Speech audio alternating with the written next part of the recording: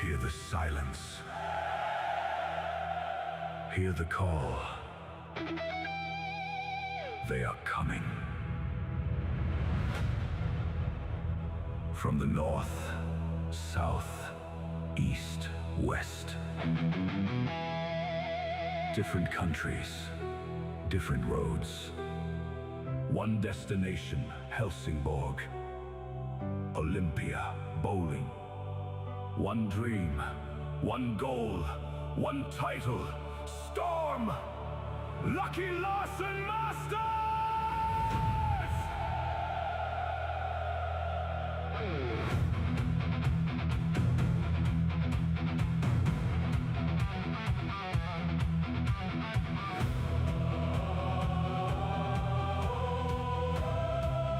Under northern skies we stand. Champions gather from every land. Every journey, every mile has brought them here for one more trial. Every heartbeat, every frame, every player, every name. Tonight, the story starts again. Hear the call of the North, where champions rise. Under Scandinavian skies. Hear the call of the North, where legends are born and history lives forevermore. Storm, Lucky, Larson, Masters. Hear the call of the North. Storm, Lucky, Larson, Masters. This is more than competition. This is tradition. This is family. Another name will enter the Hall of Champions. The lanes remember, the crowd remembers. Champions leave, but their names remain forever. From Australia, Jason Belmonte. Power, personality, passion. From the United States, Kyle Troop. Kyle Troop. From Denmark, Karsten Hansen. Year after year, frame after frame, another champion earns his name. The trophy changes hands, but the legend remains. Hall of Champions, hear their names. Then the world stopped, the lanes became silent, but the dream remained. When the lights returned, so did the champions. From Denmark, Matthias Ankerdal. From the United States, AJ Johnson. Sweden waited, Sweden believed. Jesper Svensson stepped forward. Another American champion, Sean Rash. They came from across the world and answered the call. Belmonte, Troop, Hansen, Ankerdal, Johnson, Svensson, Rash. Names written forever in the Hall of Champions.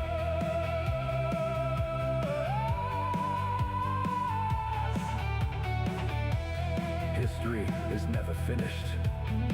A new chapter begins. The best return. New challenges arrive. Somewhere in this field is the next Hall of Champions name. Every year the dream is new. You can practice, you can prepare.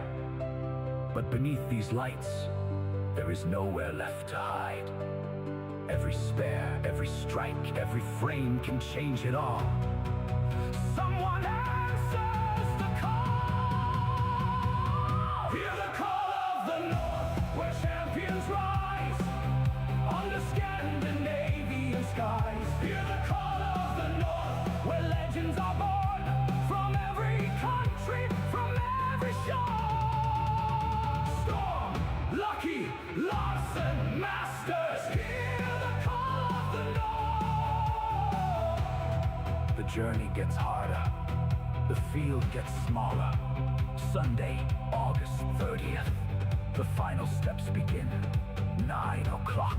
Final step. 1, 4 o'clock. Final step. 2. 12 o'clock. Final step. 3. 4 o'clock. Final step. 4. 5:30. One night away from destiny. Monday, August 31st, 7 o'clock. The semifinals. The lights burn brighter. The crowd gets louder. Finally, there are only two. One match, one trophy, one champion. Who will rise? Who will answer? The call! Of the North. This is where champions rise. Under the Helsingborg skies. Every journey, every dream.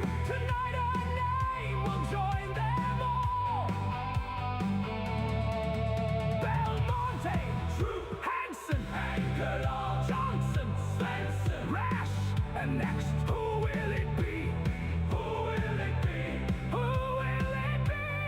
Who will it be? One player will leave Olympia Bowling carrying the trophy. A place among the legends. A place among the champions. A place in history. Hear the call. When the lights finally fade and the final ball has rolled, another story will be written, another story will be told. The champions and memories, every single name. Hear the call of the North. From every corner of the world, for the players, for the fans. This is bowling, this is history, this is family. This is Storm, Lucky, Larson, Masters.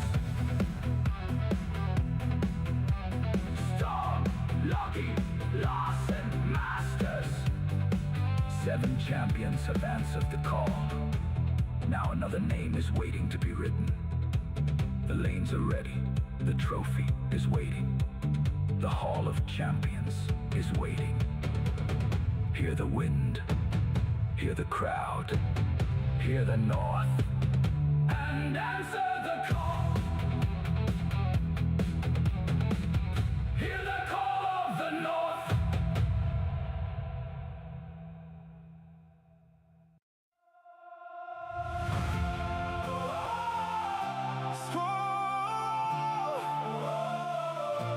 Tonight we're writing history. The lights are on, the crowd's alive. You can feel the magic in the night. From every corner of the world we came. One dream to chase, one common flame. Every lane, every road, every heartbeat, every soul. The journey starts the moment we're here. With hope instead of fear. We came to fight, we came to fly. Together reaching for the sky. One chance, one shot, one destiny. Tonight we're who we're meant to be. Storm, Lucky, Larson, Masters. We're rising high.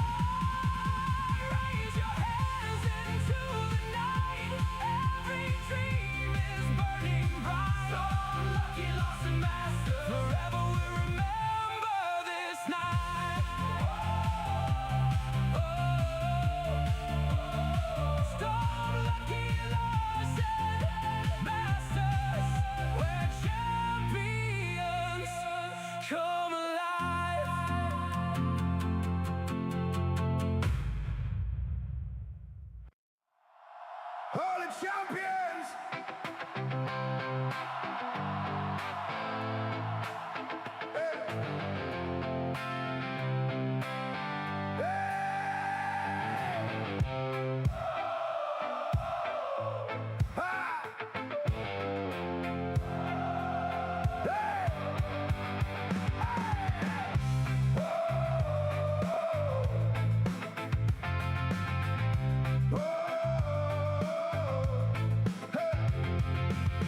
Every year the story grows. Every champion leaves the road.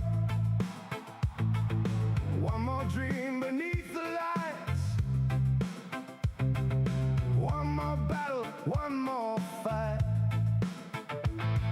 The crowd remembers every name. Every hero changed the game. Through the pressure, through the fire,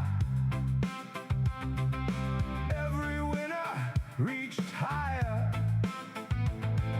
History is written frame by frame. Every champion earned their name. Storm, Lucky, Larson, Masters, where legends come to play.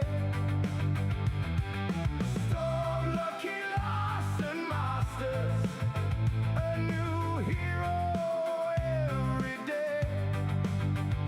From the first row to the last, every moment built to last.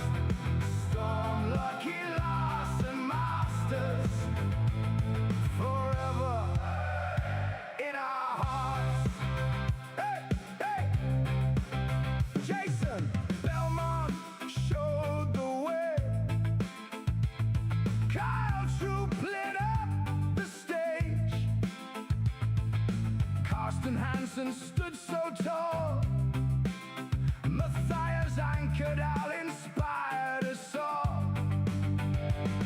AJ Johnson found his time. Jesper Svensson made it shine. Sean Rash wrote the latest page. Now another dream takes center stage. Who will lift the trophy high? Who will hear the crowd tonight? Every frame can change it all. Every champion starts so small. Storm, Lucky, Larson, Masters, where history comes alive.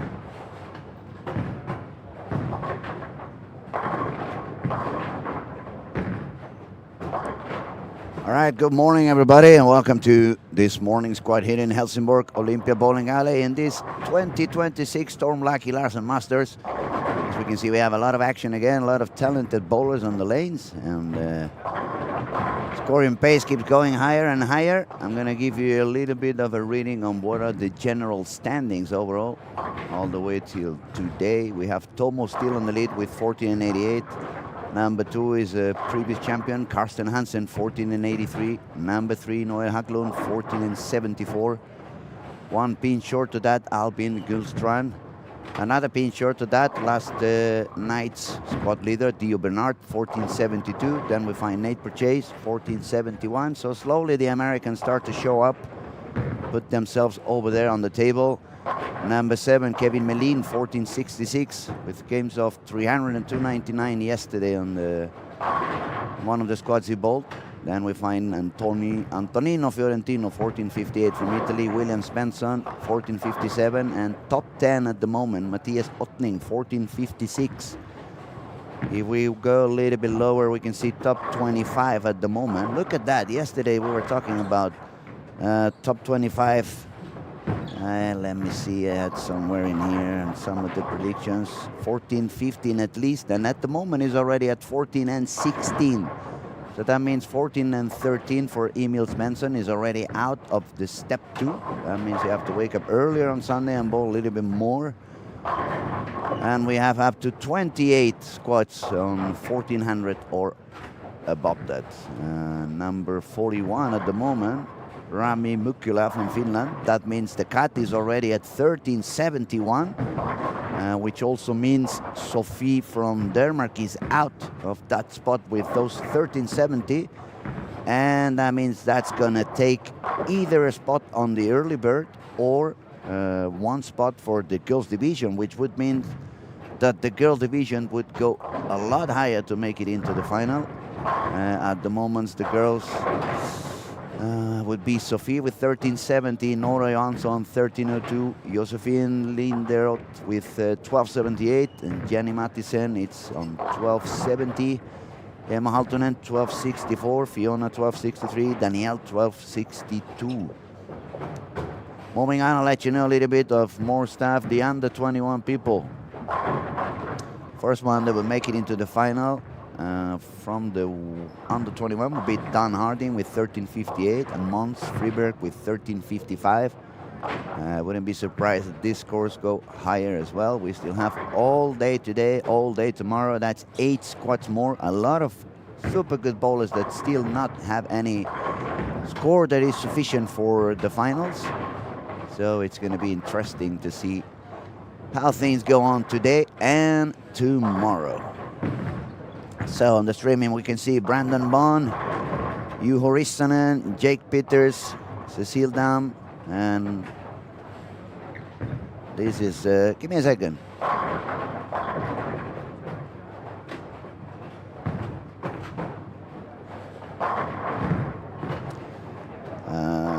Let's do the whole bowling alley. It's going to be a little bit easy so we don't get lost. Lanes 1 to 4, Frank Stephenson, Rasmus Olsson, Sarah Klassen, Emma Iwasawa, Emmanuel Jonsson, Simen Riksar, Bitjiriste, and Patrick Hennon. If we move to lanes 5 to 8, we can find Mario Francesco, Daniel Borner, Kevin Bucks, Brandon Allen, Elisa Hiltunen, Nicholas Muscat from Malta, Tim Stumpy, and William Berggren. Quite many of these guys have already a few squads in their back with 1350s, 1360s. That's not going to be enough. It's already on 1371 at the moment. It's going to keep going higher. Moving on, lanes 9 to 12, we find Jamie Hickey from Gibraltar. That's a tough one. Vaclav Kurdulik, Gregory Roy, Pepe Constery, Ian Robinson, Carl Walgreen, Karo Hilokoki, and Bjorn Jensen.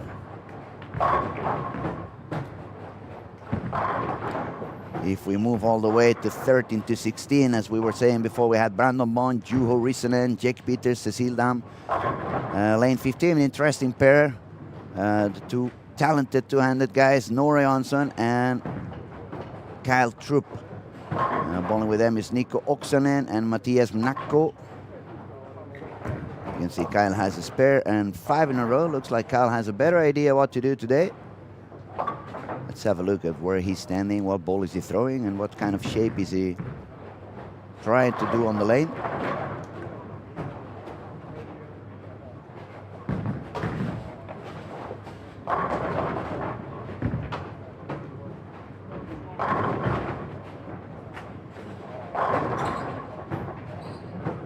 So standing quite to the right, probably going to that area around 8, 9, 10. With the IQ 78 sending it a little bit out, but not too far. Let's have a look at that, so we can confirm. Even a little bit deeper. Was more like a 12-6, but it was short to the bucket, so probably trying to aim somewhere 12-6. More or less. So moving on to the last corner, we find Scott Duha, Emil Holmberg, Perek de Perez, and look at that. We have our tournament leader bowling on 17 and 18. Super talented Tomo. He has been joining us in the booth a few times. So now you have the chance to put the face under that name and under that voice, and to have a look at how easy he bowls. Bowls two hands, but he's very gentle with his wrist. It's a little bit of a mix of the new bowling and old school. There's Tomo on length 17. You see how smooth that was. Missed a little bit in, obviously. Going to be a good squad for Tomo to find out how is the traffic evolving comparing to day one when he bowled, when it was not many pros on the lanes. It was a lot more local bowlers and a lot of urethane. Now it's a little bit less urethane, especially after game 2 and 3. Reactive resin becomes the main tool for almost every bowler. And the lanes are opening up and drying up much, much, much, much quicker than they did the first couple of days. So bowling also on lane 19, we have another of the guys that's coming into the booth pretty often, Nate Purchase. And bowling with him is Nicholas Sorensen. And finally on lane 20, another very talented young kid. He was the winner of the PBA Youth when I was back here in last May. Iskil Lin, and bowling with Iskil we find Christopher Burke. Let's have a look at Iskil. Is doing pretty good already. Triple, double spare, and 5 in a row. Looking for one more to get the 260 to begin. That Iskil is pretty good, yeah?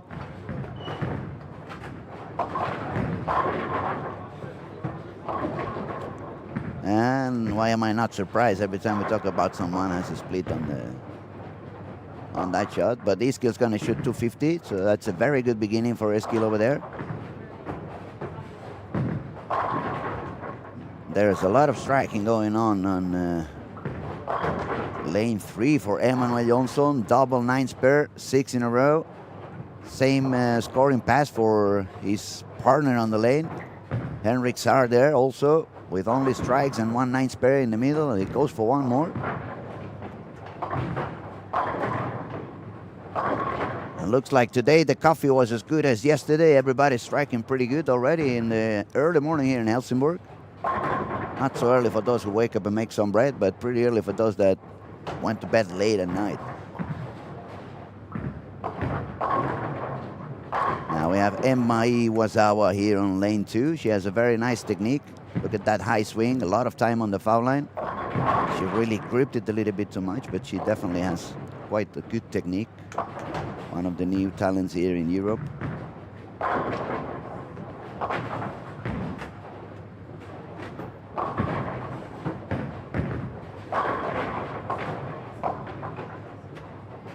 Another strike there as well for Rasmus Olsson. 6 in a row.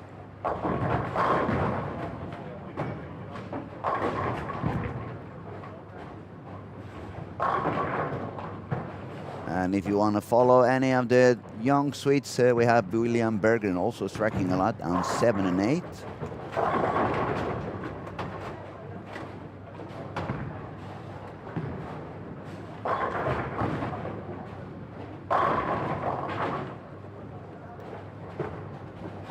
So Eskil ended up with a game of 252. He's not going to lead the squad. We have already a 260 on its way on lane 3. Possible 279. Actually, 2 of them can shoot 279. So as we can see, the scores are going high again from early in the morning. Brandon Bond also with a split in between only strikes on lane 13. That's another possible 260 over there. Look at that late strike. That was really, really late on lane 4. Let's see if we can catch it. Nah, it didn't go on. But one more, so that's 270 something already for Emmanuel, depending on how many it takes on the last one.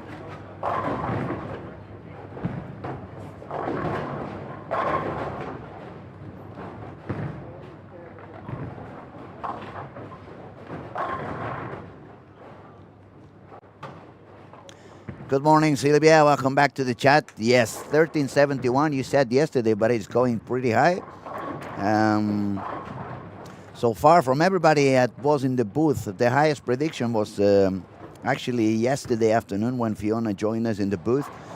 She aimed for 1393, and the lowest prediction was Dan Hardin, 1365.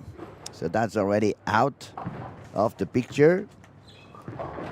And everyone around 1376, 77, 78, 79. We have a lot of guests that were talking about that specific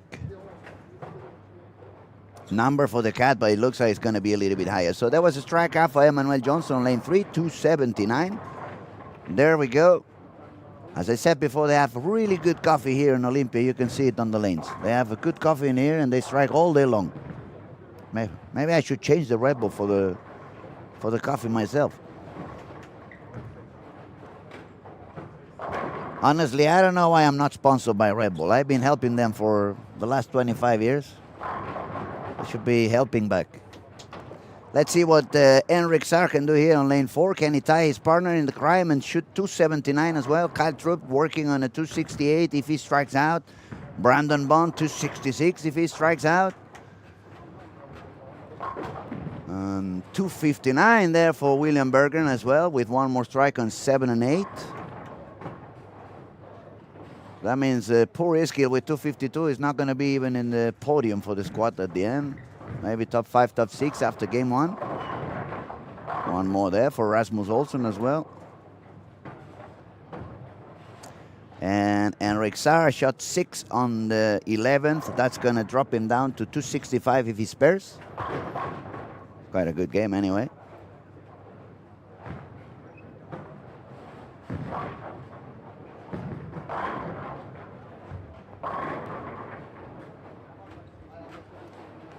And another split for Nora there on 15 and 16. Honestly, I don't know why she keeps trying to throw that U78 outside every single squad. It looks a lot better when she puts some reactive and move in. And even on fresh, I would just grab a symmetrical reactive, put some surface on it, move probably around 13, 14, and just wait for the lane to come to you. Nice pair though for her. She can still save the par on this game. One more strike here as well for Rasmus Olsson. So it's a 258 for Rasmus if he strikes in the last one. 279 for Emmanuel Johnson. 264 for Henrik Saar. We're going to move along. Give me a second to make sure I'm going to the right lane. Yes, there we go. 15 and 6. Now you can see Nora take a shot, as I said. It looks like she's forcing herself to use urethane, and you can see how damn early that ball is reading for her, giving her no room. But probably she'll find out how to do it. She's super good, super talented. And sooner or later, she's going to show that talent coming up. Let's see what Kyle can do here now. Can he strike out and go all the way to 268 as well?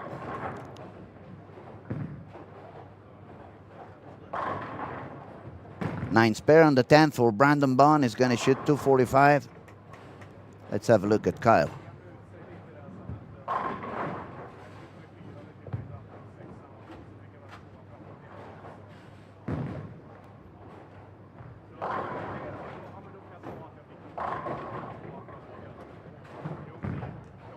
Very similar line to what Nora is doing.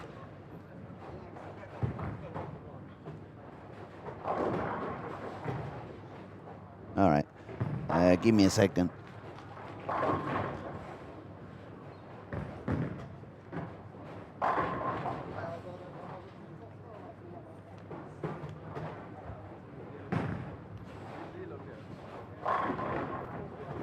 So there was one more for Kyle Troop already on his way for a 257 with a 9, 268 or 267 with another strike. Let's see what he does on frame 11.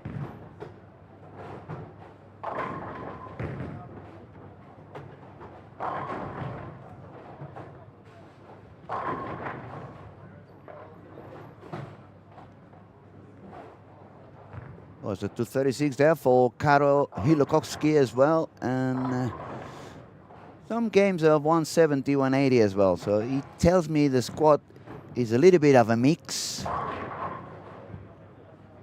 There can be some high scoring for some, but it's going to be interesting to see what kind of transition we find today. It has been a little bit different from squad to squad, obviously depending on what kind of shapes, bowls, and traffic the bowlers were creating. There was one more for Kyle Troop, so he's going all the way for the 260s. And we have couple of lanes yet to finish. And then we'll refresh the scores for this game one, let you know what are the true standings after one game. Have a look at Kyle taking his last shot over here. A little bit in. Yeah, you could see it was a little bit in the arrows. This time was a little bit tighter line. The ball didn't go so far outside. You see, yeah, it was on 13. It didn't go all the way out as he pretended. So let's move on. We have some people finishing here on 9, 10, 11, 12. 236 for Caro, 214 for Ian Robinson, striking out. Kyle Walgren spare for a 220 game.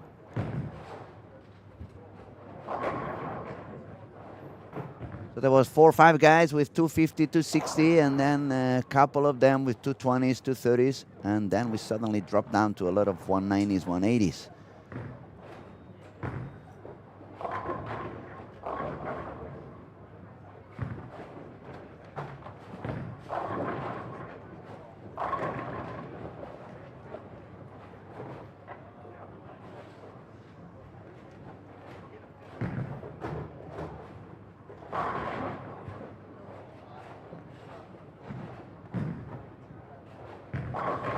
Nice shot there for Pepe. That's a beautiful strike on lane number 9. Look at the beautiful action on the pins over there. Lovely. Probably missed one board inside because she was having that look on the face like, wow, I did get that one.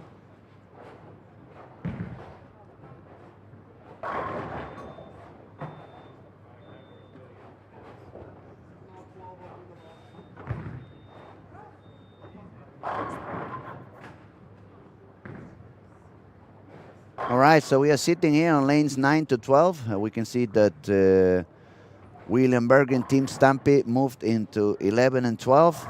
So did Nora Jansson and Kyle Troop. So we're going to stick in here for a little while we see one more shot for Pepe. That was further outside. And look at that strike. That was even funnier than the previous one. 210 were almost there, standing, but then very late pin action. Look at that one. He's going to be happy to take that double, 197, with one more strike for her.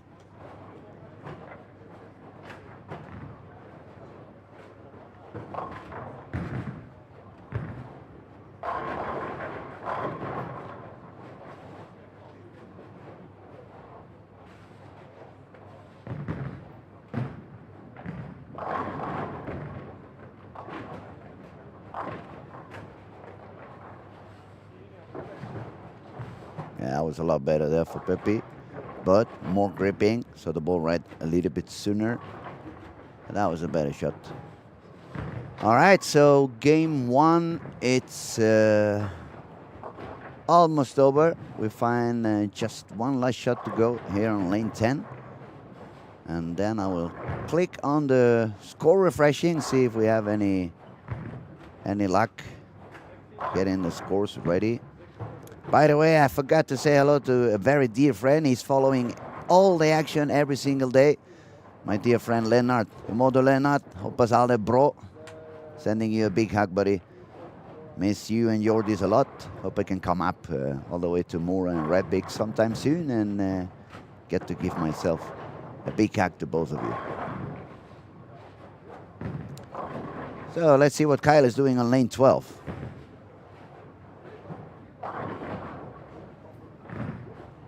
That was more into the 11th on the arrow, sending it all the way out to around 7 on the break point. And that looked very good. Nice carry, nice entry angle in the pocket for Kyle, looking consistent. The only thing I'm afraid on Kyle there is bowling outside. It's that suddenly you're going to have to make a big jump inside, switch to reactive, but probably has a clear idea already on what kind of jump, how deep does he need to go, and what ball does he need to choose after that. We find Brandon Bond here on lane 10 as well. He's going to take his first shot in this lane. That was a beautiful release there for Brandon Bond. Oh, but it paid out really bad. 6-8 left over there. The ball was a little bit deep in the pocket due to his superpower release. The ball made it all the way into the pocket, and instead of splitting the 8 and the 9, it just took care of the 9, left the 8 there for him. It's split to recover. Let's see if we can take that spare with him.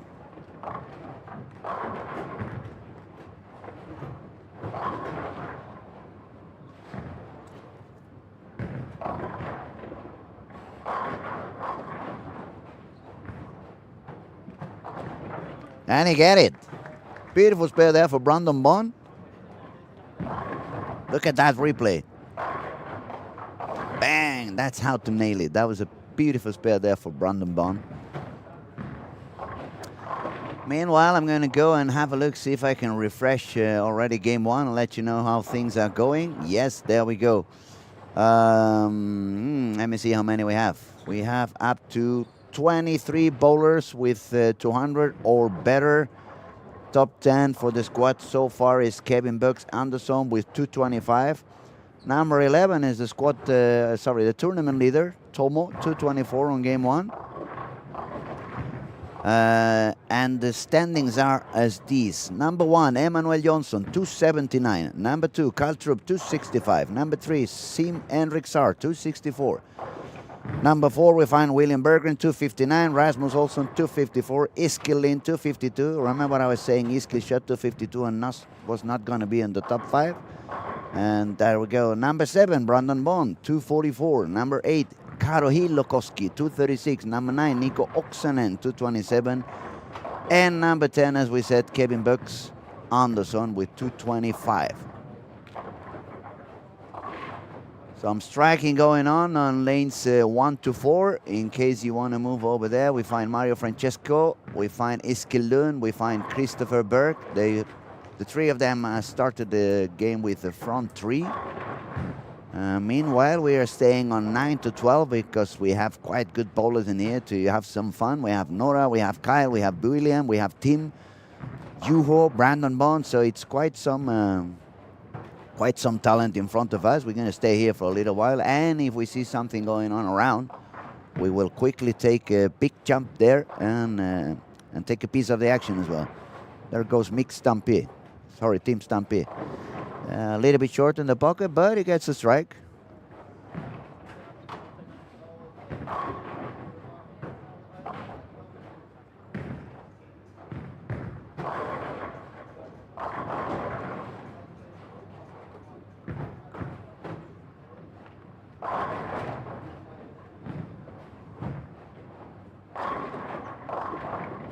Now we see Kyle had a big open frame on the frame 2 with 5 and 2.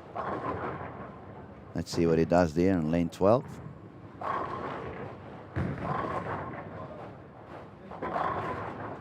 All right. I guess he's going to take it.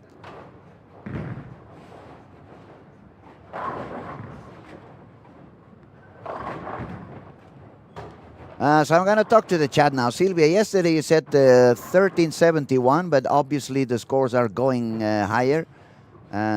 You're talking with us pretty much every day, so I'm going to give you a chance to say another number. Go ahead and shoot again. What's the cut going to be now that you see 1371 was not enough? Let us know. Maybe she's out making some coffee now and she's not going to reply. But like a good fisherman, we just put the... Right? Hemos tirado el anzuelo.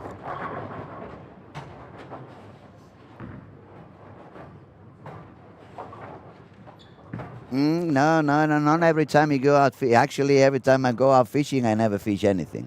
I remember when they took me out fishing in Mora, I was just hoping to go back home because I was freezing my... They made a hole in the lake. And yeah, not for me, that's too cold.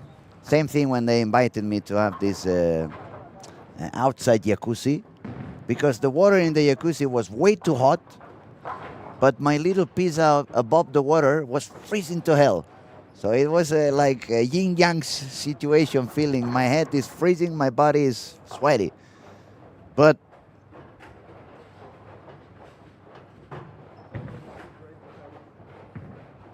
yes, yeah, that's true.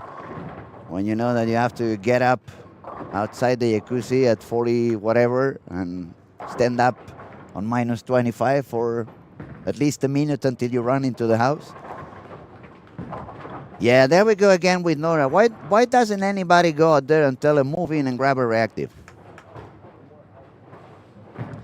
It's a lot of... I call it a little bit like you're standing in the middle of the jungle with tigers one side, snakes on the other side. She has no room in either side, and people has been moving in. I remember last night some of the guys when they were bowling inside. Of course, it's a little bit later in the squad, but the window down there in the break point was so big you could fit an elephant. So hopefully she gets that click in the brain, moves a little bit deeper, and starts striking and give us some big show as she usually does.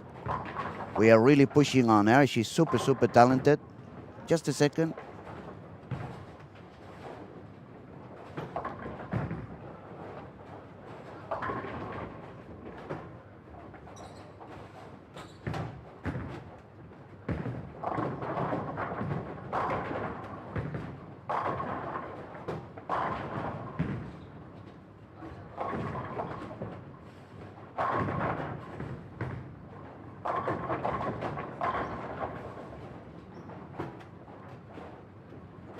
Yeah, excuse me for I was out there for a couple of seconds. I can sense I need a little bit more of coffee and a lot more of sugar. It's gonna be another long day here in bowling alley. It's 9:39 in the morning, and we're probably gonna leave the bowling alley somewhere around 12. Not 12 in the noon, but 12 in the morning. And that means we're gonna see so many strikes before we leave the alley today. All right. Scores are not that high over here. They're doing okay, but not that super good. So let's move around as we usually do, see what we can find here and there. Lanes 1 to 4. Oh, there's our leader with a spare and 4 in a row. Tomo on lane 1 and 2. I wonder what is Tomo doing. When he bowled his first squad, as if you have been following us, he's been explaining there was very little traffic. He was able to bowl all 6 games with the urethane on a very consistent line, somewhere around 12 to 14, I would say. More 12 in the arrows at the beginning of the squad, a little bit more 14, 15 by the end of the squad, but urethane all the way down. His breakpoint was always somewhere around 7, 8, 9, and very different traffic and transition he's gonna find today.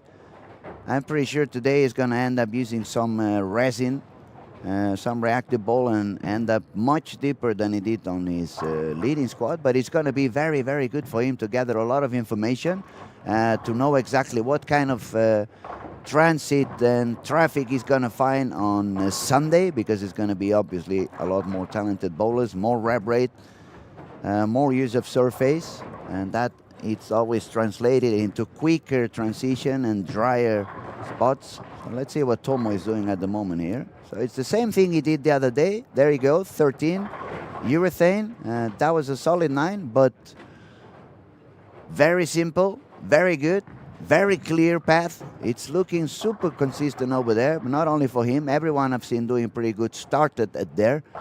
And then, of course, you, as we said yesterday, here comes the first tip of the day. Never do what you want to do on the lanes. Always do what the lanes demand you to do. That is the right way to go for them. Tip number 1 of the day. And another good thing of Tomo, using a spare ball, not doing any weird stuff on the spares. Just keep it simple and take the spares home with you. All right, who else is doing well here? We see Mario had the triple, but then a single pin gone. Christopher Berg, triple, 9 spare, double.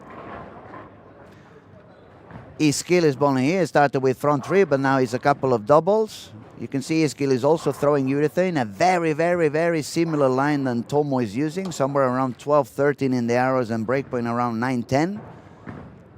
Missing outs probably all the way out to 7, 8. But that's the big window I was telling you is down there on the breakpoint. It's not small, and it only gets bigger. There goes Tomo on lane 1 again. That was a little bit more outside. Perhaps even a little bit too far outside. That could explain that soft end that we had over there. And now he's just going to hear the sound of happiness. That is my coffee already here. Thank you, buddy. Appreciate. Thank you so much. So probably commentary is going to speed up pretty soon when the coffee kicks in. It's going to be like that advertisement from the Micro Machines toys back in the day. I don't know if you had it. We had an advertisement down in Spain when I was a little younger from this, how you call them, mini toy cars for kids. They were called Micro Machines, and they were super fast. So the advertisement was a guy talking about those toys so damn fast. And everything was, and by the end, if it's not Micro Machines, it's not authentic. That was the only slow part on the. So probably I'm going to talk like the Micro Machines guys in a little while. A lot of nonsense as always. It is the way it is. I see we have another message there on the chat. Ida Blund, you ask, isn't the purpose of the premium stream that you switch and we get to see all lanes? Yesterday night was wonderful. Lots of variety. Yes, it is. And actually, we keep moving around and try to follow the action of pretty much everyone we see doing good. There was some striking here on lane 1 by Tomo. Wanted you to see how the current leader for the tournament looks like. He has been joining us on the booth for quite few squads. He will do again for sure. He really enjoys that. So let's move on. Let's move on. On 5 to 8, we see front 5 for Sarah Klassen there. Beautiful start on the game. We see a spare and a triple for Big Club as well. And who else we have here? Patrick Hennen, Ian Robinson, Carl Walgren. And since you guys are more active today here on the chat, if there is anybody you want to get to see a little bit more often, just let me know so we can switch and follow them from time to time. It's a little bit like a la carte on a Michelin star restaurant. You can get to order whatever you want, but then the chef, the crazy chef, which is sitting in the table, maybe brings something completely different. I'm taking the orders, but I don't know what I'm serving later on. That's what I'm. All right, let's see.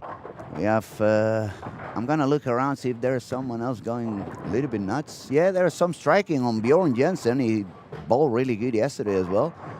a spare and 7 in a row on lane 15 and 16, bowling along with Nate Purchase over there. So that was a little bit too far there for Sarah.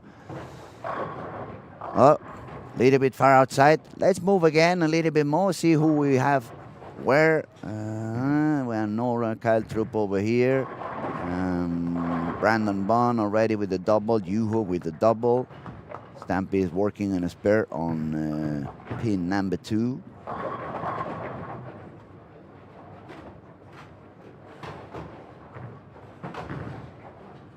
Oi, think a pin gone there for Juho Rissanen on lane 9. Now Kyle Troop, lane 12. Let's see. Triple on a 9 spare. Still using the U78 somewhere around 12. Sending it a little bit up, but you can see how the carry is slowly going worse or slowing down a little bit for Kyle. So I wouldn't be surprised. Pretty soon he switches to reactive and move a little bit deeper. We can see some striking happening already a little bit deeper, so it makes not much sense to stay that far outside. Not a beautiful strike there for William Berggren. Super talented bowler over here. Let's move on again to lanes 13 to 16, where we find Bjorn Jensen with spare and 7 in a row. Some strikes and 9 spares over there for Nate Purchase as well.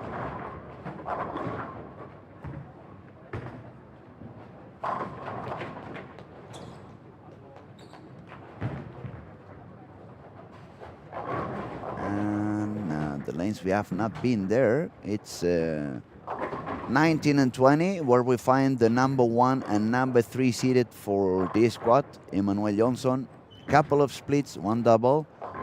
Enric Saar, 1 split and 1 double.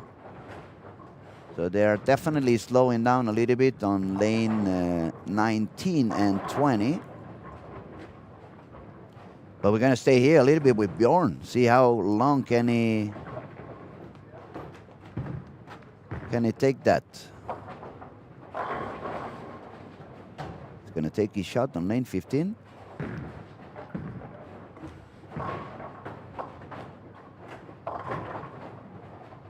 And again, we jinxed him.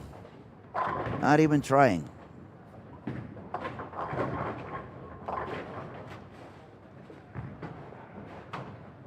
So if we move to 17 to 20, we find, as we were saying, Emmanuel Johnson, current leader for this squad.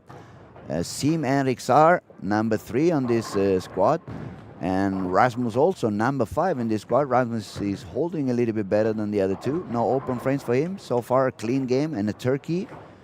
Is the bowling on lane 18. Sharing lanes at the moment with Frank Stephenson, Cecile Dam and Jack Peters.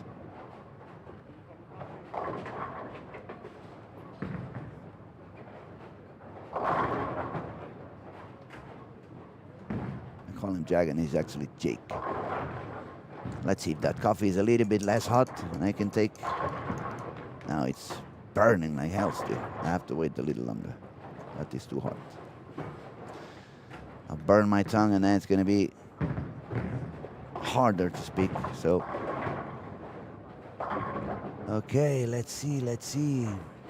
He was doing highly. We have some striking going on 3 and 4 and 5 and 6.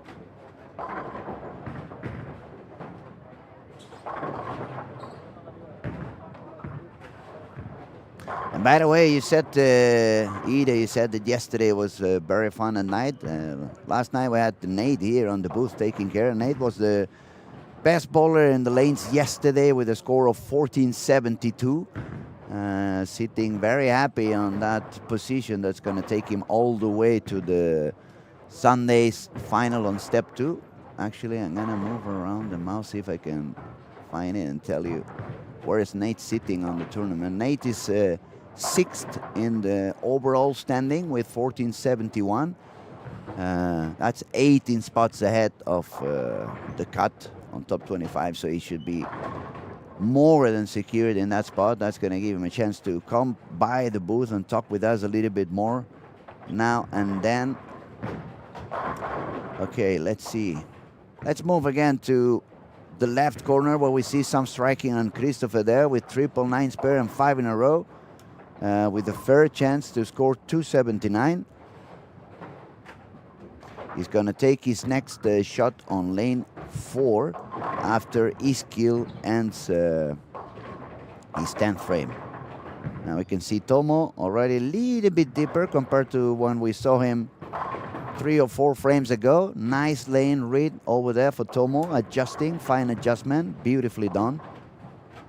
With another strike, he's going to shoot 238. And no high games yet for him, but very consistent. 224 game 1, could be a 238 on game 2.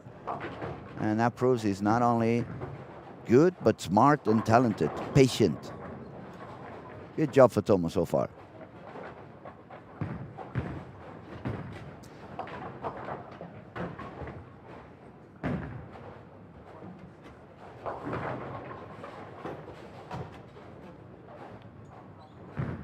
Oh, that was deep. That was very deep for Tomo. Missed at least a couple of balls here in arrows, but look at how the ball held on the oil. Still managed to hit the pocket. High on the nose, but still in the pocket. And due to the urethane use, not a big angle on the back, so no chance for the 410 or the 46. Just a simple 4-pin. Okay, he's still trying to clean up that mess with 3 open frames. He's got a triple, a double, and a triple. But due to those 3 open frames, he's going to remain on a 198 for a total score of 450. That's 450, 50 over for Iskil, 52 over now for Tomo. We're going to wait and see how Christopher ends his game here on lane 4. He's going to take his next shot, looking to strike out for a potential 279.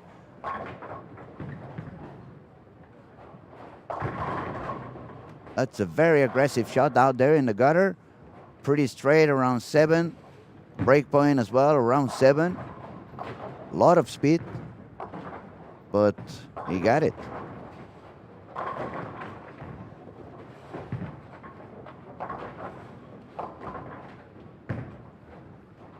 Meanwhile, I can tell you Emmanuel Johnson shot 181, so he drops his score to 60 over. Enric Sar can still make 205 with the double and stay on 69 over. Let's see what Christopher does here on lane 4. Gets one more, so it's going to be a 270 something. He can have a potential score of 476. He'll be happy about that. Bjorn Jensen, he ended with a 257 for 449 total. Nate actually 235 and 455 total score. Let's move again so we see some action. There we go. Some strikes still here for Sarah and Bay Club. Patrick Hennen making his move up with 5 in a row here.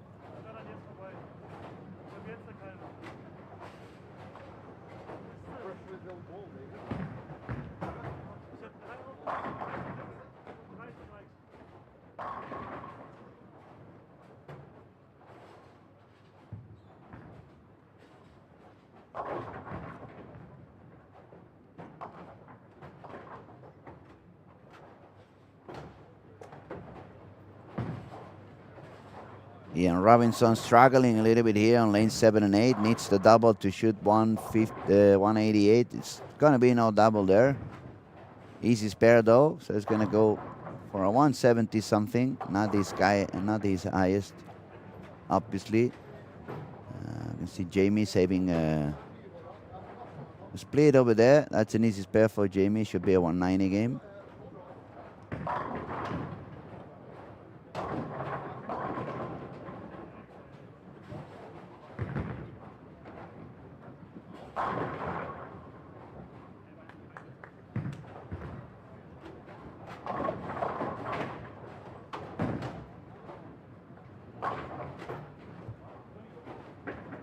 Let's see. We have this couple of lanes are a little bit delayed on 5, 6, 7, 8, but especially on the 13 and 14. They're still beginning the 9th frame, so that's going to delay a little bit the score refreshment. We'll see how these guys finish over here with Patrick Hennen and all his striking. And right after that, I'm going to try to see if I can get you some, at least visually, update scores. A lot of strikes again for William Berggren. He was with a 259 on game 1. He's going to shoot 238. He just left the 9 pin on the 10th frame.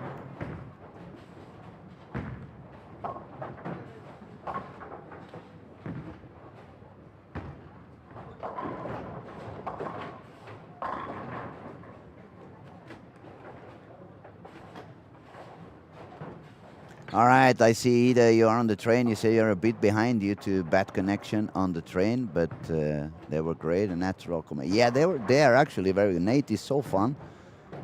He's a natural. I can see him bowling some step ladders, and when not bowling the step ladders, just sitting down in the booth and talking out loud what he sees. And he's also a fun guy. It doesn't make it that boring, and it's one of my favorites companions here in the booth, I must say. All right, so one more over here for Patrick Hennen on lane 8. Possible score of 258 and 35 over. Crawling back from a little bit of a low game 1.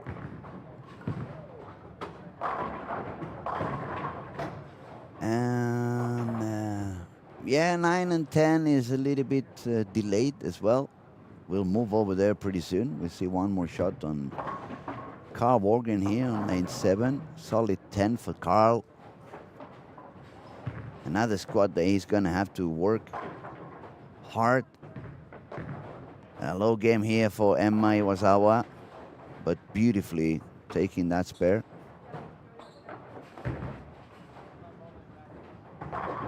And it was one more for Patrick Hennen, so beautifully ending his game. Let's move here, see what Brandon Bone can do. So we see Kyle Trapp 202, Nora Jansson 167. That pretty much tells me I was damn right to say they are standing too far outside with the IQ 78. Don't get me wrong, I love the IQ 78. I drilled a second one as soon as I made a couple of games with the first one, so it's a wonderful ball. It's lovely to bowl out there, but the lanes demand something different. We actually have seen Andrew Hall bowling over and over again out there with urethane, and it hasn't paid out for him yet. And we're gonna have to wait and see what they do now on game 3. I'm almost certain they're gonna move in and use reactive. Otherwise, I'm gonna bring them also a cup of coffee, see if they wake up. We have a very active room here today in the booth. Everybody seems to be on party mode. And we still have 3 days to go.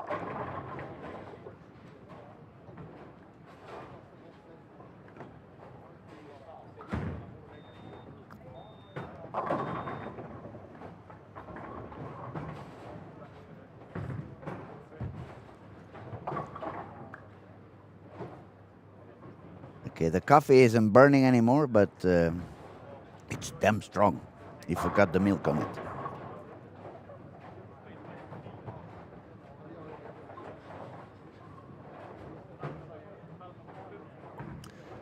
So where are you heading, Ida? Since you say you're sitting on the train?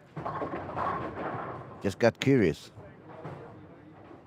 Are you coming to town to see some action for the last 3 days on the tournament? That would be a good idea. So Brandon taking his shot on lane 9. Somewhere around 12. And he gets it.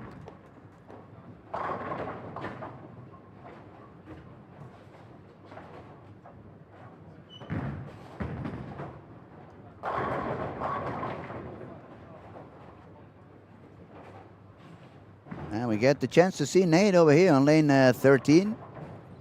210, that went a little bit too long. Sorry, that's lane 11, not 13.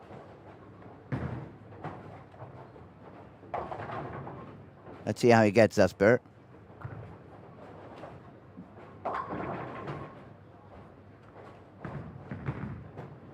Brandon Bond, 61 over, still can strike a couple more here on the 11th and the 12th. That was beautiful. A lot better than the previous one. Nasty strike over there for Brandon Bond. Secures the 200s and 40s and moves all the way up to, with a strike, 491. Ooh, that was a close attempt over there for Nate. Nate is 55 over after 2. But he's already with 1471, so he's not really in the need for any scoring. Probably just bowling to get some more information, more ideas on how the lanes may change, what kind of traffic it may cost, depending on who you follow and which kind of bowlers you have on the lane. So it's always good to get more and more information.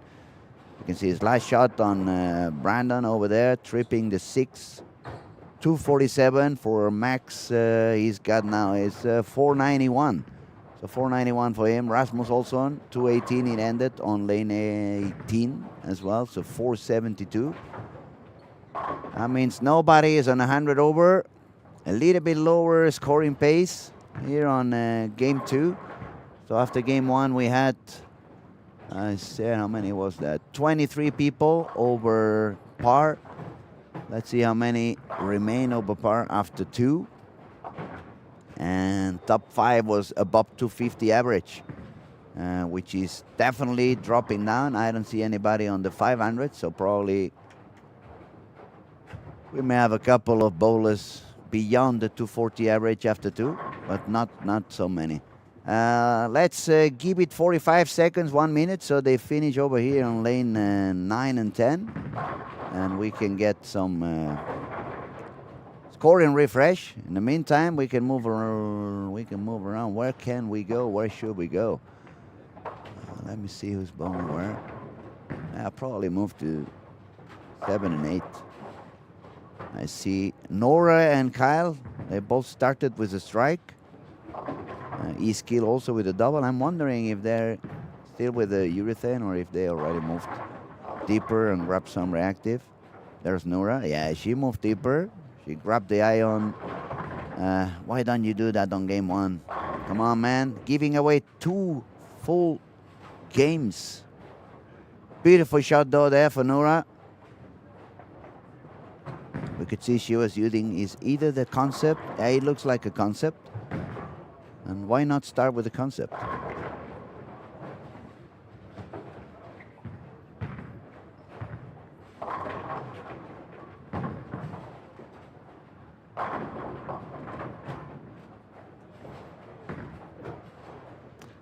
I see Kyle still throwing urethane, but he changed from the IQ 78 to the new Pitch Black 78. Let's see what kind of a shape he's producing. Very similar, perhaps even a little straighter, but that proves my point. You are in the jungle, buddy. You need to move in.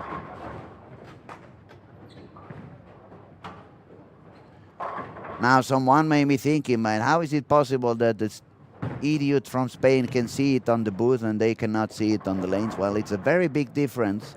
When you're sitting here on the booth, you see everyone on the lanes. You see the traffic in every single lane, and you have 0, 0, 0 pressure.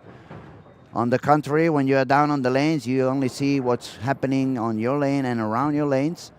You may have a clear idea. You want to play it a little bit safer sometimes, but safer is not the word we need in bowling. You need smarter.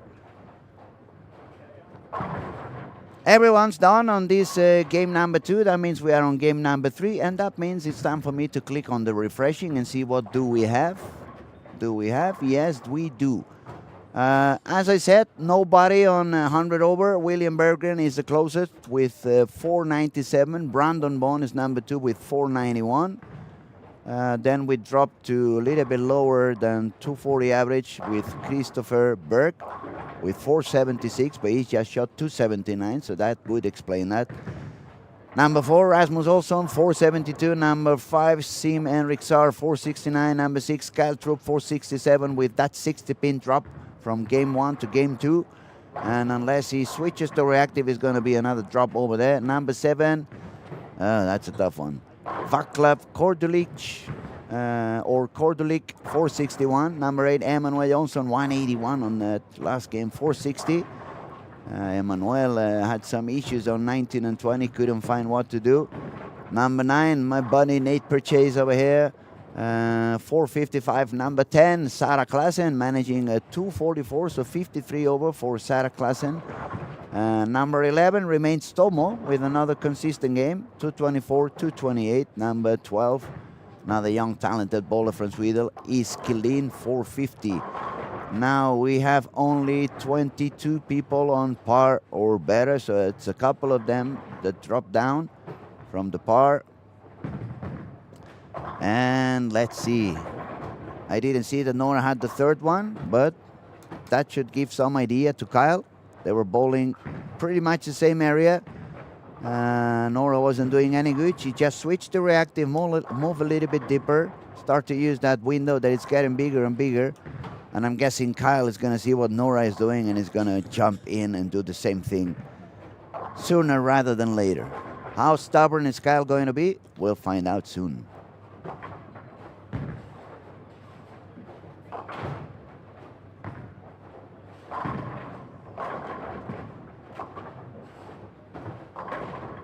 Now let's see what Brandon can do here on lane 6. Very similar spot where he was standing. Beautiful strike there from Brandon Bond. Not so much traffic on the left side on this squad. I haven't seen that many lefties bowling, so that should allow Brandon to bowl a very similar line throughout the whole squad. And if he's looking good for now, and if he stays there, it should be good news for Brandon Bond.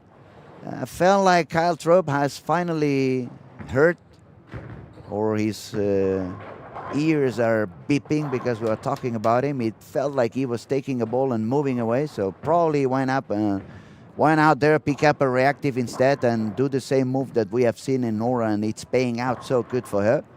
So my bet is next shot, Kyle is already in reactive and moving deeper. Let's have a look at our tournament leader, Tomo, here on lane 5. You see how smooth Tomo is. Makes it look very easy, doesn't it? So I'm going to stay one more shot here. I'm really curious to see what Kyle is going to do on the next shot. As I said, I'm betting his reactive time. Move to resin, move deeper, and then we start moving along so we can see some more action and more striking here and there. It's a lot of strikes on this morning again for William Berggren, a current leader with 497 already, with front 5 on 15 and 16. What kind of coffee did he get this morning? I need 1 cup of that. So we see Iskill also bowling the exact same line that Tomo is doing. Same strategy with the urethane there, around 13 on the arrow, sending it not further out than 10-9.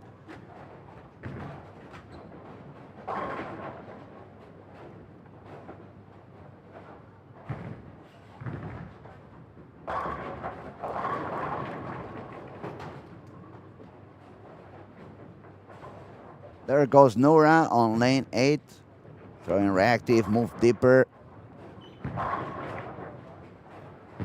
And you see how much better that looks compared to that bolt she was throwing before. That IQ 78 was reading way too early for her. It was super inconsistent.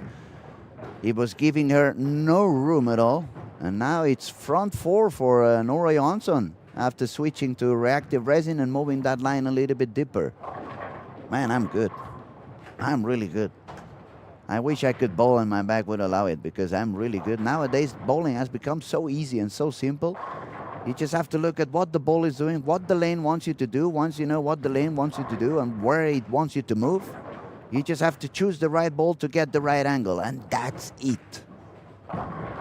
Now, Kyle, same thing. He moved to reactive, but I'm going to say that ball looks a little bit too shiny. It could be a little bit over-under still for him. It's a good choice to go to reactive, but I'm not sure you need such a shiny surface.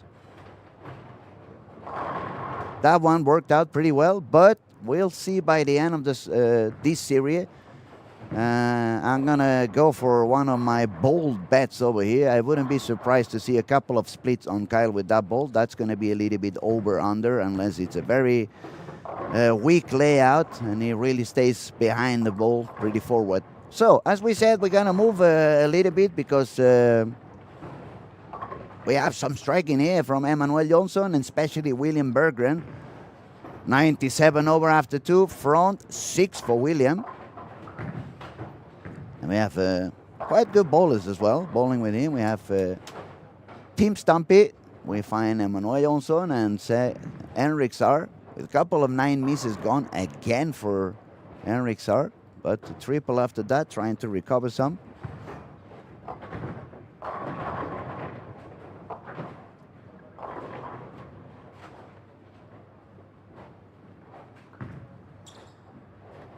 And let me see where was Bjorn Jensen. He shot, Bjorn was, sorry, 192 on game 1, 257 on game 2.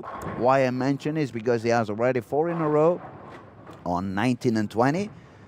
So it's another of these bowlers that seems to be picking up the scoring pace and growing it step by step.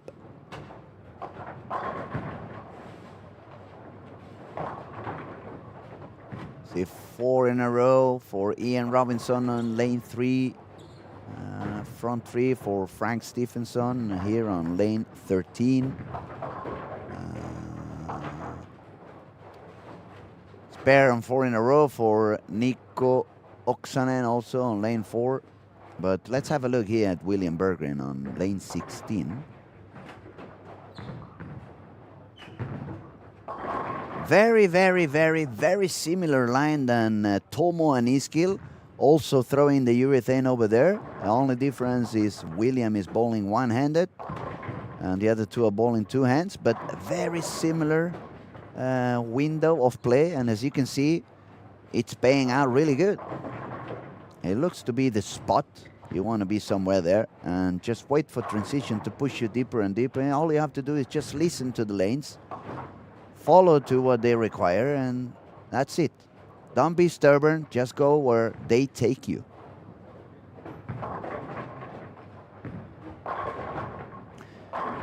Let's move a little bit again, and then we come back again and see what William can do on 15 and 16. We see some striking, as I said, over here for Karo Hilokowski. And there was an open frame for Bjorn, but still can go all the way to 230.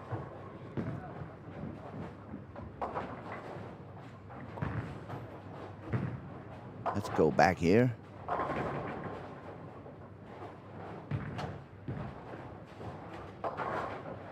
And perhaps we can make a quick jump as well into 1 to 4 because we see some striking happening here. Oh, look at that expensive flame for Bay Club.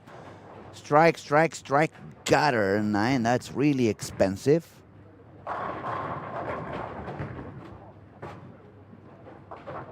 Yeah, that was a really expensive frame, but let's see what Ian Robinson seems to be waking up over here on 3 and 4. Ian is taking care of the OIK tournament in Stockholm.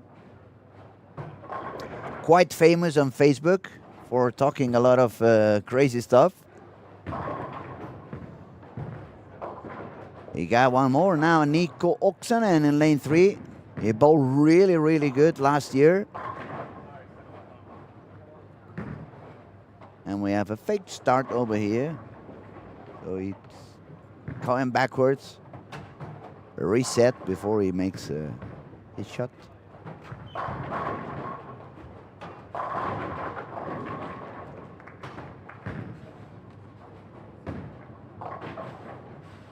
So Nico Oksanen here on lane 3. Looking for one more, and he gets it. That's Bern, 5 in a row for both Nico Oksanen and Ian Robinson on lanes 3 and 4. Let's go back to 5 to 8, see what the Swedish talented can do. Nora Jansson, she had the 9 on 5th frame, but strike again on 6. Definitely striking a lot more since she chose reactive. We see Iskil there on lane 7, getting another strike. Thing is, we are on game 3, half of game 3. More and more people moving into reactive resin. So game 4, it's going to be faster transition, no doubt about it. And by game 5, we will see quite a big amount of bowlers already throwing deeper than 15. Another strike there for Kyle Troop, but look what he had before. Split. What did I tell you when he shot the first strike? That ball is way too shiny. It's going to be too sensitive. And I wasn't surprised to see a couple of splits.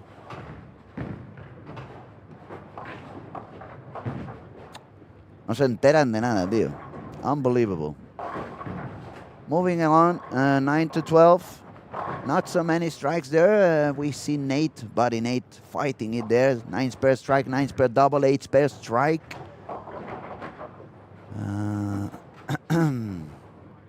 But not any real high game on. Actually, these 2 pairs, they usually pay out really high scoring. 9, 10, and 11, and 12. But it's not happening on this particular game. So let's move again. See what we have here. Look at that. William Bergen, front 8 already. He keeps going. So many talented bowlers here in Scandinavia. It's almost hard to believe how good they are.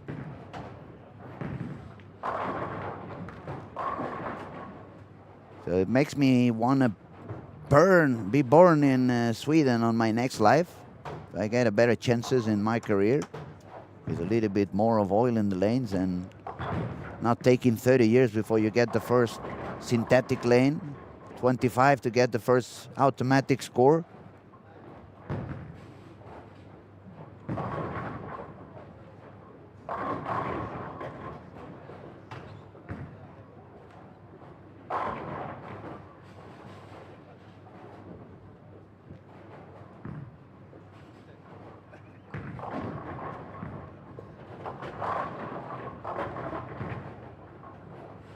Now, let's get some action on lane 16. Our squad leader, William Berggren. Front 8, looking for another one. Let's have a look at him. He delivers. And he gets it once more. Unbelievable, man. He keeps going like easy. Look at how simple that shot is. Perfect timing. Same target over there on 14. And that's a machine of repetition. William Berggren. All right, 17 to 20. 247 over there for Karo Hilokowski. Total score of 83 over par. After 3, that's going to force him to shoot at least 700 on the last, actually a little bit more, probably around 710 on the next 3. In order to secure somewhere around 1390s. As I said before, the cat has moved up very, very, very much from yesterday. Currently sitting on 1371, both Rami Mukula and Mike Ong. Mike Ong has bowled like, hold on, 1, 2, 3, 4, 5, 6, 7 squats. 1371, 1364, 1325. So he's going to be a little bit short. He's going to have to bowl again. Number 39, EJ Tackett, 1372. He also needs to bowl again. Arnar Johnson, 1372. He needs to give it another shot. Frankie Lavoie, 1380. May not be enough. Lucas Benson, 1382. In between, that's 7 spots. And then we have an 8-pin gap between Lucas on position 34 and Jesper Benson, 1390. So now I'm starting to think that 1390, 1392, that could be actually the number for the cut. But again, hard to predict. Every squad is a little bit different. Every squad plays a little bit different. So it's hard to really tell you what's going to go on. We still have Stumpy to take his shot on 11. So a very quick peek on lanes 1 to 4. There was no more striking for Ian Robinson. And Nico Oksanen, on the other hand, keeps striking, looking for a 290 if he strikes out.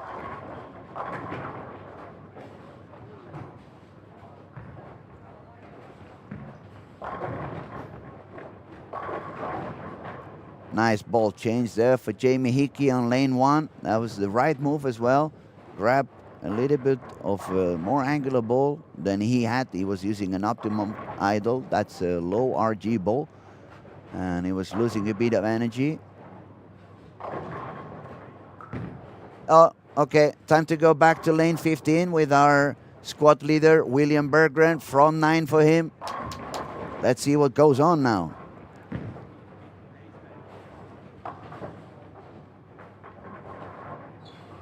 Boy, that was deep inside. Look at that, man. That was at least a couple of boards deeper. The ball goes way too long. Very, very weak angle. Super late 10 pin, but there you go. Front 10 for William Berggren.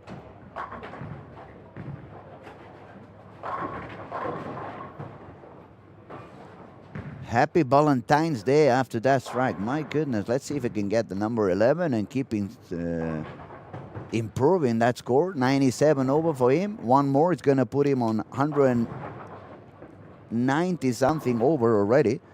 Let's see if he gets it. There goes William. The levers. That should be better. Hook a little bit. Oh, that was perhaps a little bit too far outside. Not sure if we can catch that again. Let me see if we can see where it was. Yeah, the break point was a little bit further outside, somewhere around 6. Grabbed some friction a little bit sooner, became a little weaker, but another high game for William Berggren here. 289, total score of 786. It's going crazy, man. All right, let's move on. 9 to 10, we see Sarah is doing pretty good as well. She shot 209 on game 1, 244 on game 2. And she's got 6 in a row now on lane 9 and 10. Actually, she has the potential score of 109 over if she strikes out.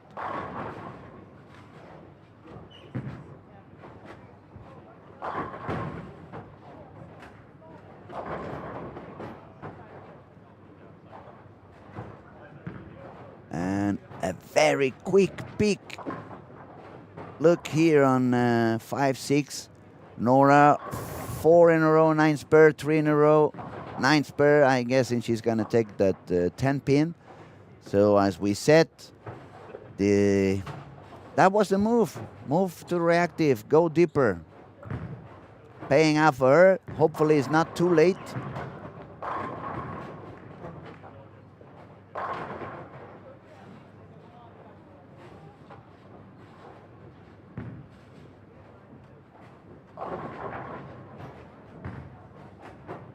Yeah, so we saw that ball on Emma. It was out on lane 10. It looks like she missed a little bit inside, found too much hold.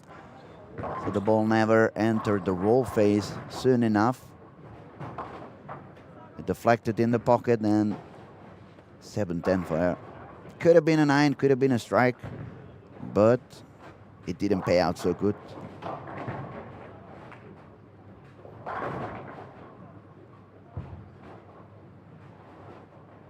So I'll give you some score updates from what I see sitting down here. No, I can't because it just moved away. All right. From those that I see, Karo Hilokoski's 83 over. Bjorn Jensen is 50 over after a game of 201. I see 6-13 for Jake Peters. Possible 670 for Nico Oksanen. Just got a split on the 9th, open frame. And some games are a little bit delayed. Nate currently 48 over. Patrick Hennon 60 over. Brandon Bond with a couple of open frames there. And a couple of doubles, so he's on the 190s at the moment. Well, let's pay attention here to Sarah on lane 9. As we said, Sarah is already on 53 over. Last game, 244. She's looking very consistent. Let's see what she's standing. Obviously throwing reactive, somewhere around 13 in the arrows. And that looked perfect. And that's the window we have been talking about. Somewhere between 12, 13 Send the break point somewhere around 8, 9, and then just keep moving from there. Listen to what the lanes ask you to do and keep it simple.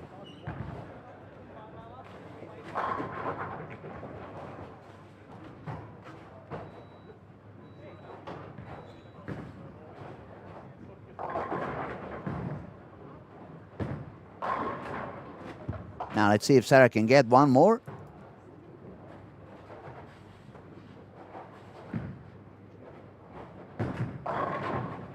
A little bit further outside. Found more friction, but get one more. Tripping the 4. That's going to be a 250 for Sarah on this game number 3. And she's actually increasing her score pace. 209 on game 1, 244 on game 2. And now it's going to be a 256 on game 3 with one more strike, while we see Nora over there on the left side. That was a little bit too fast speed.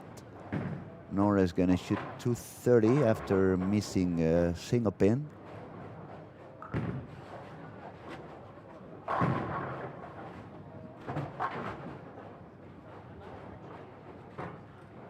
So I see 55 over here, 83 over there, 50 on the other side, 60 over here for Patrick Hennem, 48 for Nate, 109 over for Sarah. She's probably going to sit down on position number 2, just behind William Berggren. That's a very good work on her.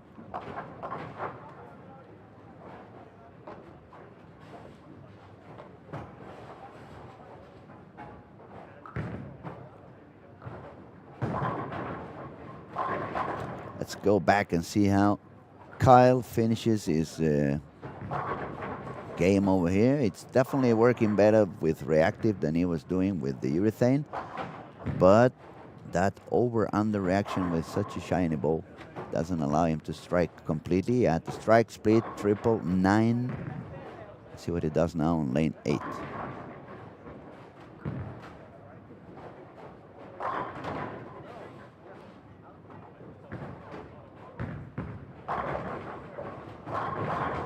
Beautiful strike there for Kyle. Little bit upset body language because there was no striking out for him. But as we said at the beginning, that ball was a little bit too sensitive, a little bit too early for that. Obviously much better than when he was throwing the U78 in the middle of the jungle. He finds the pocket much more consistent, so that means the area is the right one, but the ball is not really giving the carry because it's a little bit too shiny still. So when it hits on, when it sits on the oil, it may go a little bit too long, and when you send it to the friction, it may be a little bit too snappy.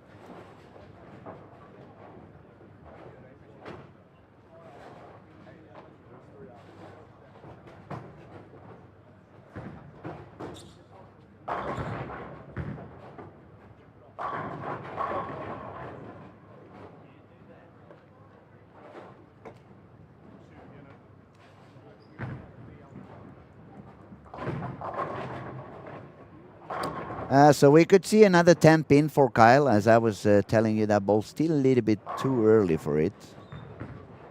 It's probably a ball that's going to work on game 5 and 6. Should have found something in between. Or something with a tiny touch of a blended surface and not so shiny. But they are the pros. It's not my job. I'm only telling you what I see. Unless someone comes in the booth and say, I give you a part of the prize and then you give me a hand, then I can read the lanes for them. But if it's not the case, why should I give away my information, right? Only for the people who is paying here on our YouTube channel, they deserve all the information. And but jokes apart, it's a little bit what bowling gives us today, comparing to 25, 30 years ago when the oils were not so thick. The balls were not absorbing or pushing the amount of oil they are doing today, depending on if it's one chemistry or the other. So that means lanes evolved much faster than they did years ago. So that means you need to stay ahead on the moves. You need to pay a lot of attention to always stay on the spot that gives you enough room, and then you need to really understand the equipment you have on your back. So every time you move, you make sure you put the right bolt to give you the right entry angle, especially when the scoring is so high. Finding the easy spot on the lane is not enough. You need to find the bolt that's going to give you the carry. So we see the body Nate purchase over here on lane 8, hooking it a little bit more. Felt like that one read a little bit too soon for him. And as we predicted on game 1, it's many good bowlers, but there's a few of them with a little bit less knowledge. That creates a little bit of a more chaotic lanes transition, and that could explain why some pairs are playing a little bit higher than others and some pairs are playing much lower than others. Game 3, it's almost done. We just have lane 13 and 14, slightly delayed, 1 frame delayed. That means as soon as we get that game finish, we can go back into our standing stable, refresh the score, and give you a proper update. In the meantime, just give me 1 minute and go grab another cup of coffee. I'll be right back.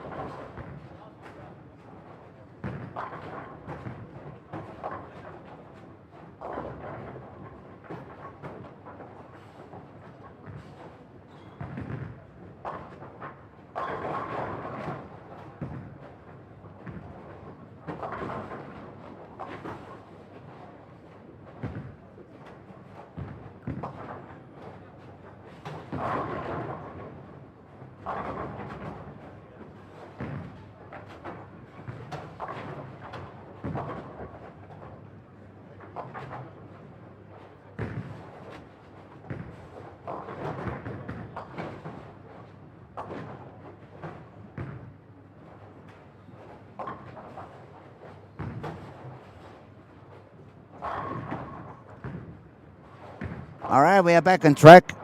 Coffee is being served over here, and the scores have been refreshed as well. Leader of the squad at the moment, William Berggren, 786. That's a very high score so far. 186 over par. Number 2, look at that. Sarah Klassen, 709. She shot 209, 244, 256. Number 3 is Brandon Bond, 105 over par. Number 4 is Rasmus Olsson, 95 over par. Consistent so far, so why not? Emmanuel Jonsson, a little bit more of a higher, what you call it, roller coaster, 280, 180, 220, so 84 over for Emmanuel. Then we find from Finland, Karo Hillokoski with 683. From Czech Republic, we find Beikleb with 673. Same score for Kyle Trupp over there, 73 over par. Number 9, Sim Henrik Sar, 72 over. And number 10, Christopher Berg Nielsen with 63 over. If I scroll down, I can tell you we still have, actually we have one more now. It's 25 people on par or better. But on the other hand, I can see 1, 2, 3, 4, 5, 6, 7, 8 people beyond, below 180 average. Those are the ones that may be causing a little bit of fusion confusion, as we call it, in the back of the lane.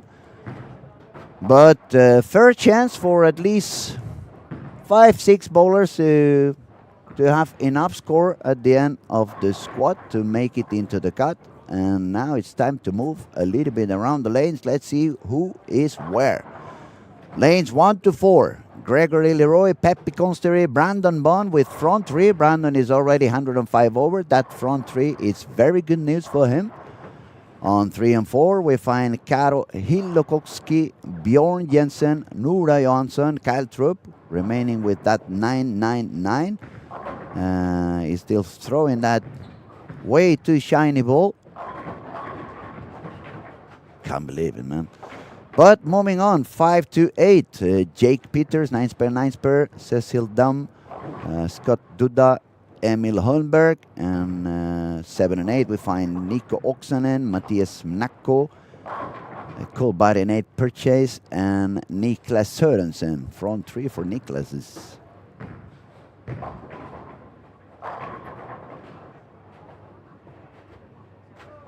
A bit of a silent, a bit of too much thinking there on lane 8, so I'm going to move on.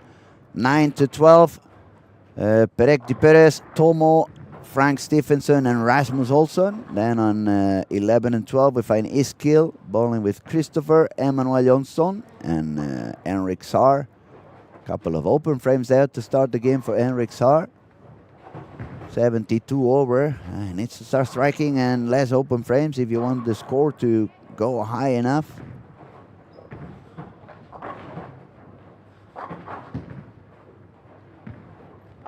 Gonna move one more and then we'll sit down somewhere where we can see some action. Sarah Klassen, split to start here on lane 13. Managed to spare the second one. Let's see. That moved a little bit further outside. She moved a little bit to the right. So my guess is she found a lot of urethane traffic on that lane 13 and 14. To be honest, lane 13 was the one that played much longer for me compared to lane 14. It was a very big difference on that pair for me when I bowled. Could be because of the traffic I found that day. Yes, could be a little bit of topography. It could be also. So we'll pay close attention to how Sarah solves the mystery on 13 and 14 and to see if she can manage to survive and keep increasing that score pace. Okay, that was very light. Look at her face expression. That tells me she moved a little bit further out and took that spare as a strike shot to gather a little bit of extra information for next shot, and still she was surprised that the ball was going so long. So most probably she will adjust that line on lane 13. The only issue if she needs to move back to the right to create enough friction, she may find herself with a little bit of less room. So that's the time for you to bowl, especially on the ladies division with the scores being not that crazy high. The last thing you want to do is a 160 game, so you need to play very smart. Make sure you hit the pocket. Not every pair is suitable for aiming at the 250s, 260s. Sometimes it's much smarter to play it a little bit more safe and wait for it to come. So as we said before, it's not only actually to play safe, but to play smart all the time. Let's see what Sarah can do on lane 14, since we just saw her shot on 13. I believe that's going to find a little bit more friction than she did on the other one. And there you go. The ball hooked way too much. And she's surprised, so she probably adjusted on 14 as well from what she felt on 13. And that's a tricky pair. That's a tricky pair. Now she's going to have to work out hard, start using the brain as much as possible to find a solution. So moving on, 15 and 16 beat Patrick, Elisa, and Nicolas. We see 4 in a row there for Nicolas on 16. We move to the right corner as well to see who's bowling here. We find Kevin, Brandon Allen. Look at that frame, is very expensive. Strike 3 and 0, that's really expensive. Jamie Hickey with Bay Club, and then we find Tim Stampe bowling with the squad leader, William Bergen, on 19 and 20. Spare 8-1, spare strike. Guessing William already adjusted whatever he needed to adjust. And pretty soon it's going to start putting some strikes in there once more.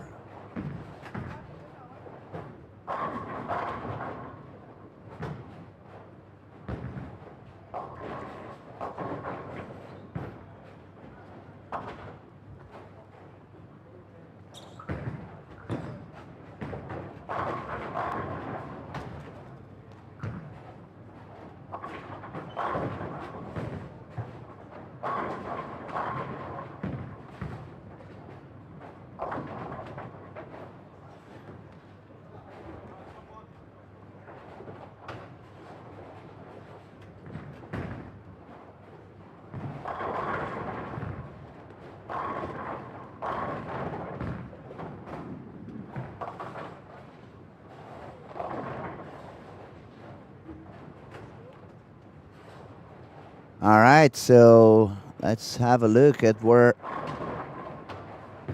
William stands on and see what kind of a line and target he's going to use now. He's already 186 over for the first 3. So we're going to see how he solves that little mystery he found himself on 19 and 20 with a little bit of a different transition and a little bit different traffic than he had found on the previous 3.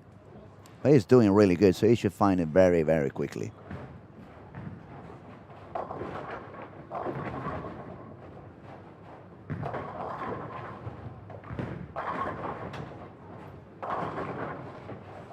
Let's have a look. See where he's standing. He was throwing it somewhere around 13, 14. Is it any different now? Is it a little bit deeper? It looks a little bit deeper. And that was a little bit early friction, even if he missed inside. Usually when you miss one board inside and you no longer have any hold in there, it's a clear sign it's time for you to move. There goes tip number 2 for the morning. I'm starting to think $5 membership is very cheap because I'm doing a lot of coaching in here. Next year we're going to make it $5 for membership and an extra new channel for my coaching on with extra. What do you think, Victor? You're laughing your ass here again. Sounds good, right? And then nobody pays because they don't give a damn about what I'm saying. All right, let's move around. Not many action in here. Go back to Brandon Bond here on lane 1 and 2. Triple, spare, and split. Strike, spare, double, spare, strike for Nora. Kyle Troop, 9 spare, 9 spare, 9 spare, triple. Now we are in the middle of game 4. It's a little bit more of burning areas or burnt areas on the lane. So that means now a little bit more angular ball is going to start having room and not becoming so sensitive as it was one game ago.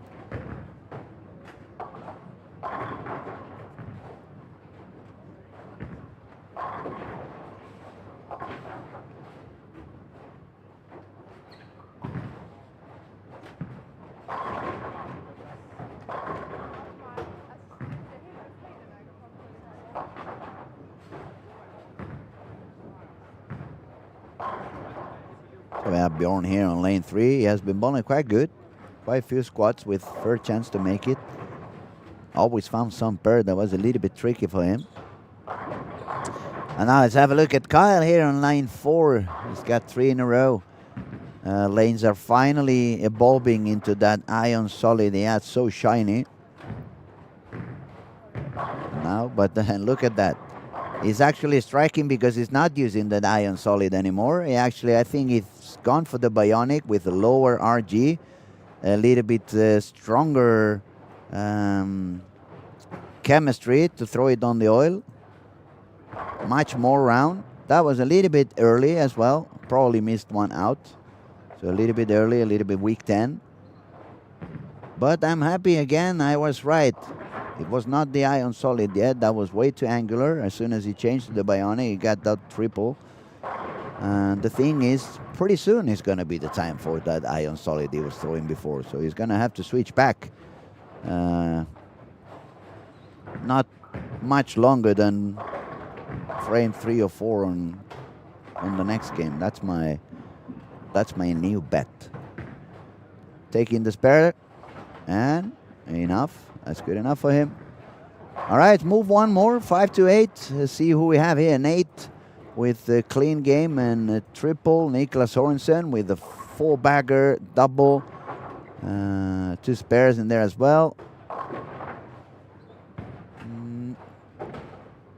Nobody going incredibly high in here. Move one more. And we find some 5 in a row there for Christopher Berg. Triple, split, double for Perek de Perez. Rasmus Olsson is 4th position, 95 over. We can see he's got a front 4. Spared the split and another strike in there. So looking to increase his scoring pace. Let's see what else. We have some striking there for Christopher Berg as well.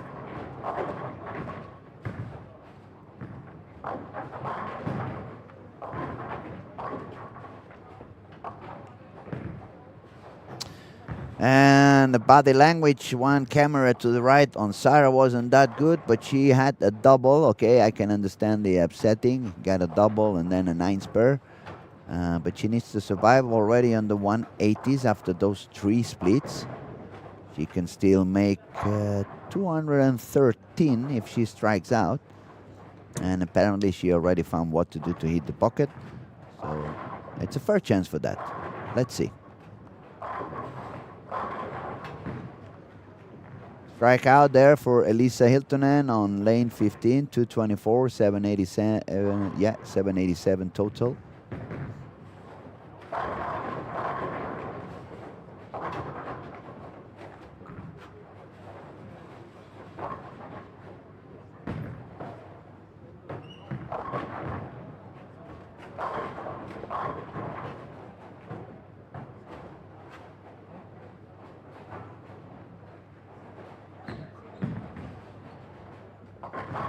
Have a look at Sarah here. Beautiful strike there for Sarah.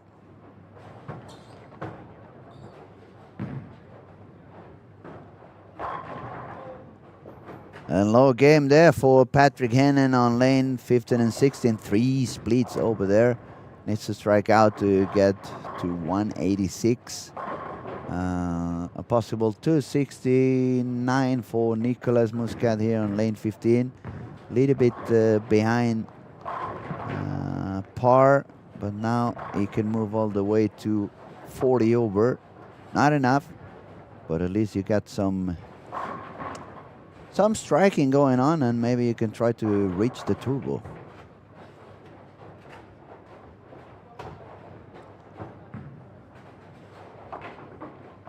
Nice shot there on Emma Wazawa on lane 14.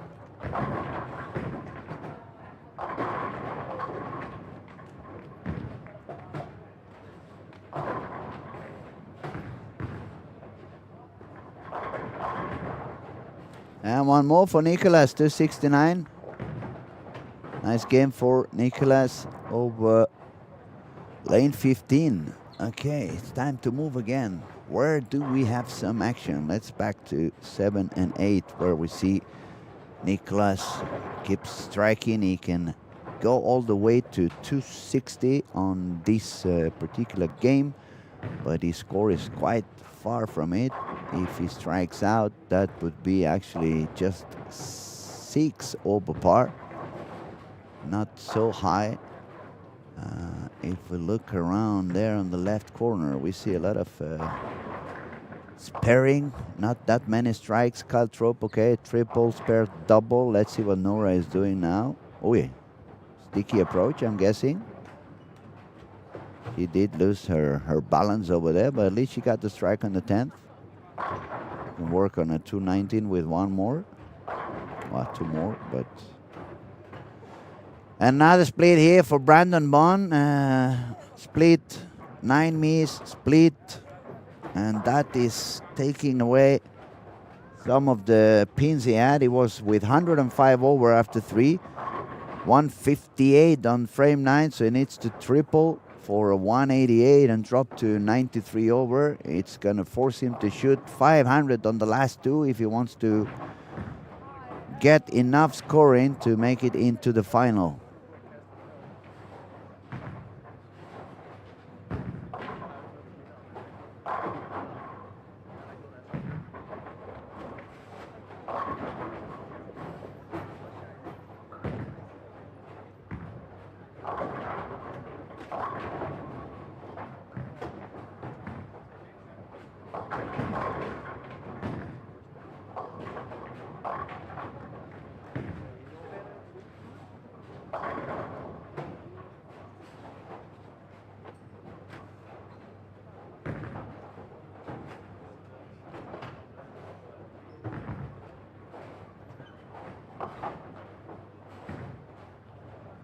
Have a look here again on a beautiful spare there on lane 1 for Gregory Leroy. Nora again, a little bit better on the balance. 9 pin for her.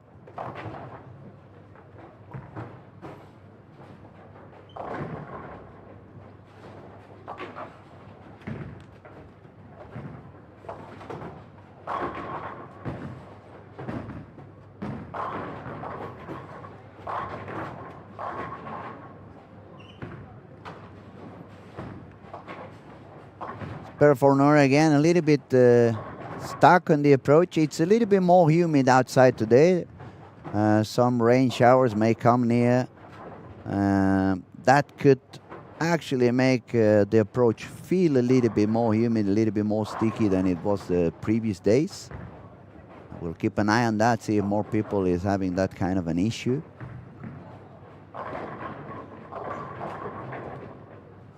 And from the guys that were standing on the top 5, I can tell you Rasmus Olsson is doing pretty good on lane 9 and 10. Front 4, 8 spare, and 3 in a row. So we're just going to have a look at what Kyle can do here on frame 10, and then we'll move to see what Rasmus does to end his game.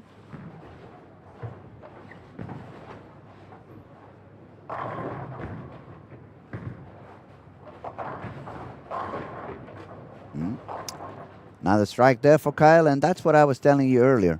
Not only you need to find the right spot on the lane, but you need to have the right ball on the hand. Otherwise, you're not going to carry.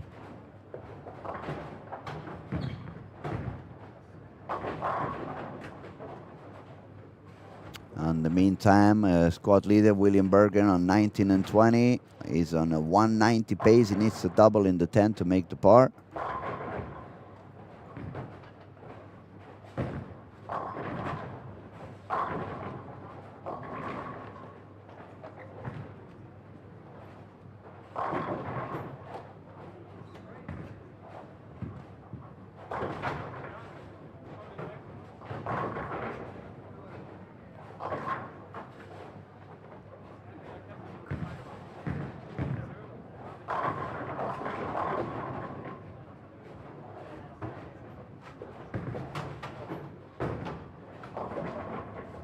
That was quite deep for Kyle. He missed a little bit inside. The ball was flying down on the oil and never made it back. So 9 spur for Kyle. 236, 109 over for Kyle. Not super high, but still alive. He needs 480, perhaps 490 on the last two. Make sure he stays above that 1385, 1390. That could be actually the number. Fiona said 1393. She could be right at the end. What do you think, Victor? Fiona predicted 1393 for the cut. It's getting more and more into that number.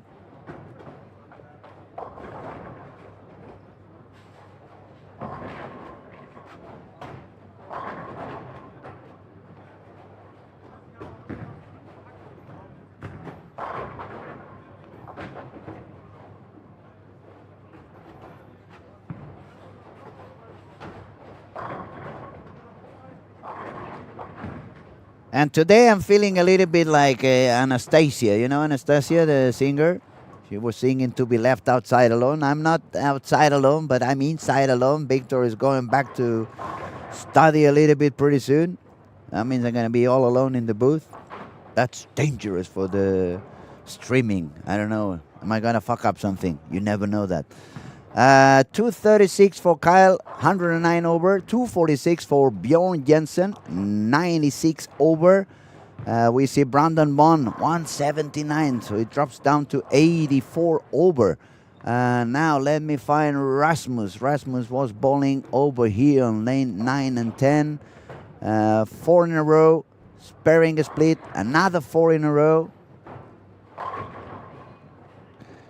Looking to strike again and put himself in a very good spot for the last two.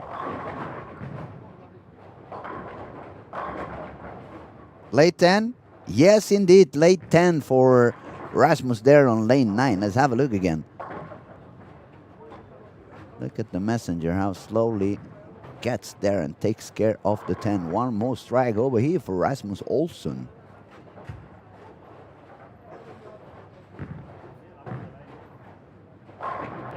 Okay, we have Tomo as well on lane 10. Tomo is already in the reactive. Was a great idea for Tomo to bowl again after he was leading the tournament on day 1 and remains on the lead. But you need to get more information on how the lanes are evolving, especially when more PBA guys and more high rep bowlers are playing. Less urethane, much less urethane used than on the squad we bowled on day 1. So obviously the lane is moving and working different than it did on day 1. One more there for Rasmus Olsson in the meantime. And it's good for Tomo to get more and more information.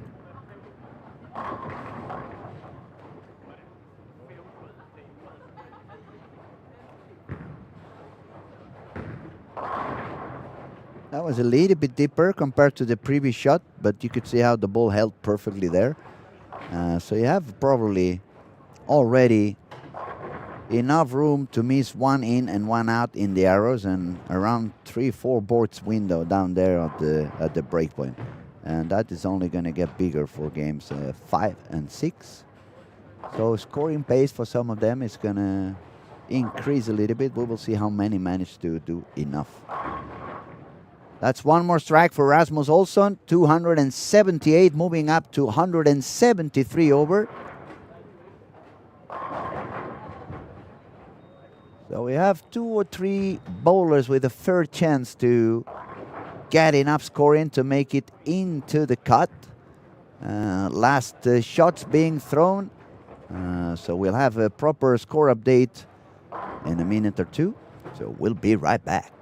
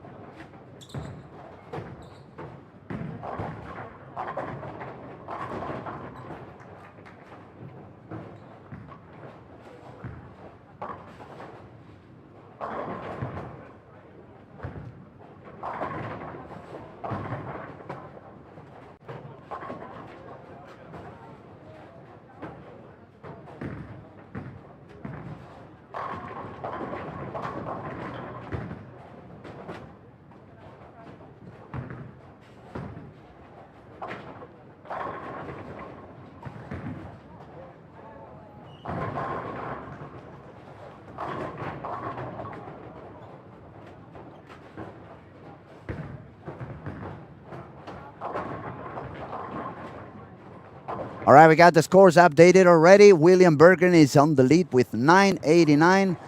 Rasmus Olsson, that last game of 278 put him on 173 over. Also a fair chance to make it into the cut. Number 4, we find Kyle Troop, 109 over. Sorry, that was number 3. Number 4 is Christopher, 907. Number 5 is Emmanuel Jonsson, 904. Number 6, Sarah. She managed to survive that last period that became very complex at the beginning of the game, 189. So 98 over for Sarah. Couple of games to go. Brandon Bond is 8th with 884. I slip Bjorn with 96 over. Number 9 is Sim Henrik Sart, 879. And number 10, 878, Karo Hilokowski. So we are on game 5. That's a turbo game, as we have been saying. If you get a very high game on turbo on game 5 or 6, and you don't have a sufficient score to make it into the final, with your total score of 6 games, you still have a gateway there on game 5 and game 6. I'm gonna put you the road to the finals, so you know exactly how the 55 players qualify through the 8 different gateways. Now let's have a quick look around in the meantime to see where is everybody. William Berggren, the current squad leader, is on lane 3 and 4, front 3 for William already. Beautiful shot there by Nate on lane 4. Now we have to see Team Stumpy shot the ball in the gutter twice.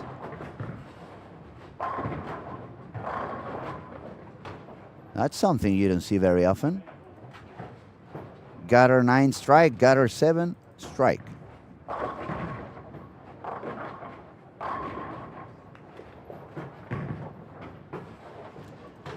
Let me find Rasmus. Where is Rasmus playing now? Rasmus has moved to lanes.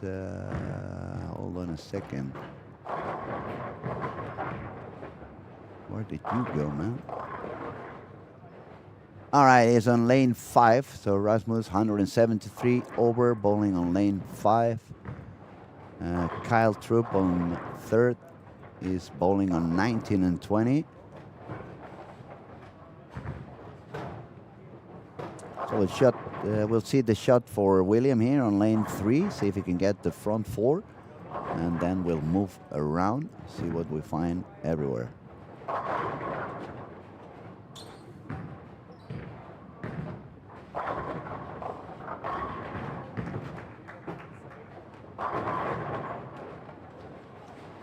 So there's William on lane 3, looking to get his 4th strike in the game.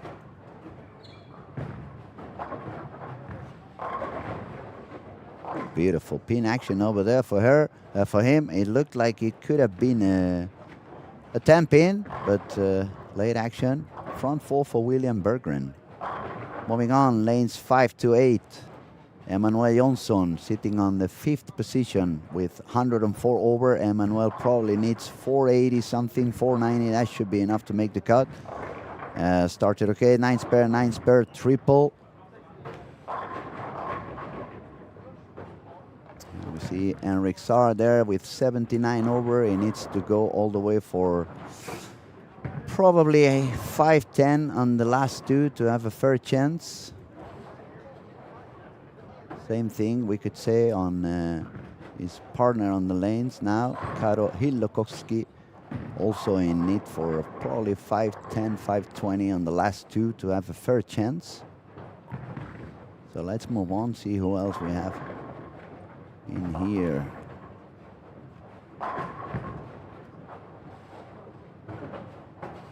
So nobody is really doing that high on these lanes 9 to 12, so we'll move again on 13 to 16. 107 over there for Christopher on lane 16. That's another guy who needs to shoot around 480, 490 to get some score that would give perhaps a spot in the final.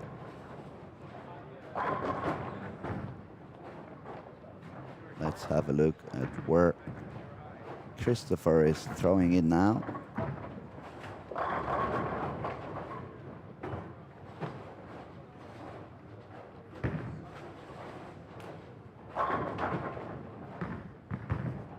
Boy, he didn't like it, and I can understand why. He missed the head pin on the left side. That is quite a miss over there. So we move to the right. We see Kyle Trupp spare 4 in a row.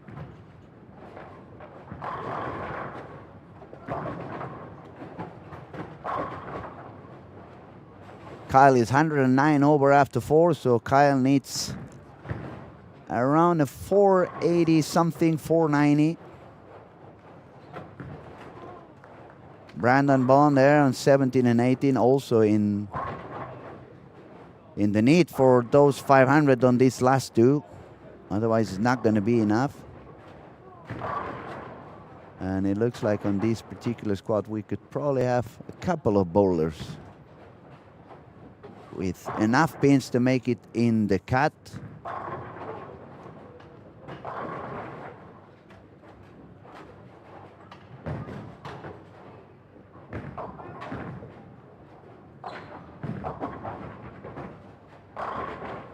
And let me tell you, there is a lot of striking going on again on lanes 3 and 4 for William Berggren, front 6. Same score on the same lane, Niklas Sorensen, front 6. We'll be back there pretty soon. We're just going to take one more look at Kyle Trupp here on lane 20. Kyle's got the spare and 4 in a row. Still throwing the Bionic.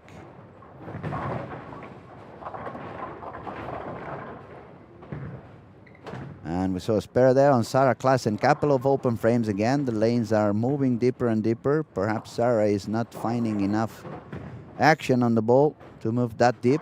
And another strike for Kyle, celebrating. That makes it 5 in a row for him. In the meantime, spare and double for Rasmus also on 5 and 6. Rasmus also 173 over. We have the 4 bowlers that are up there. They are doing quite okay on this game. Let's move back out there to see both Niklas and William Berggren on 3 and 4 striking. Front 6, let's see how long can they get that streak.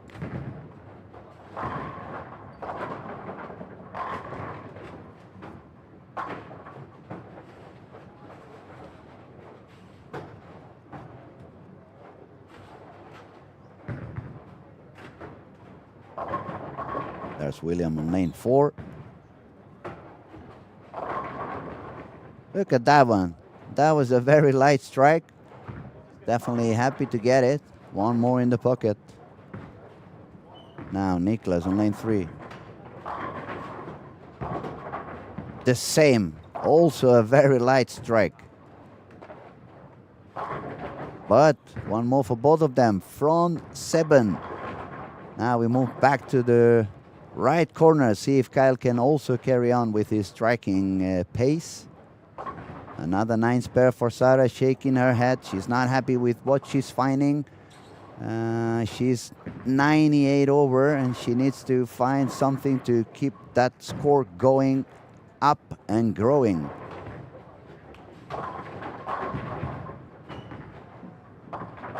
Another 9 spare there for Noora. See, Noora is not using that iron solid anymore. She actually appears to move to, I believe it's an iron max pearl. I'm not 100% sure. A little bit less light here on the right corner, but it tells me that ball is reading a little bit early, and that's probably why we see so many 9s on her. Not really sure why she moved to a little bit earlier ball now that it's later on the squad. Well, let's have a look here at Kyle in lane 19. Can he carry on? Let's have a look. That was quite deep. And he gets it. Yeah, lucky one, right? You missed inside. The ball held on the oil quite long, but you got one more. Now, go back to 3 and 4 with the squad leader, William Berggren. That was very grippy. That was way too grippy. Not the best shot, but it's all right. It's going to be an easy 9 spare. Just wait and see what William can do. Sorry, Niklas can do. Also with the front 8. So he got the strike already. Niklas, front 8 for Niklas. And William Berggren already with those 7 strikes. He's on the 250s. That's putting him already on the 240 over. So he just needs to make sure he gets spares all the way till the end. And that's actually a score that's going to put him on the top 25. That buys him a spot in step 2 in the final. Let's go back to the right, see what goes on here. Another strike on lane 20 for Noora. Let's see if she finds what to do on lane 19. But she's got 3 9 spares in a row. Actually, she's got 9 spare, 9 spare, 9 spare, 9 spare on lane 19.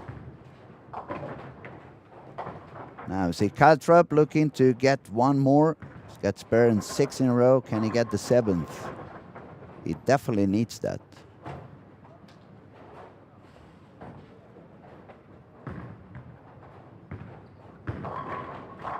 That was very much on the side of the ball, so not the best release over there for Kyle. Gets a little bit upset, but time to calm down. Make sure you get that spare, and you start again. Moving on here, let's see. Gonna keep an eye on Niklas Sorensen, see how long can he extend that striking streak. In the meantime, on lane 5 and 6, we find Rasmus Olsson, 173 over. He's got strike 9 spare, double 9 spare, 9 spare. So surviving.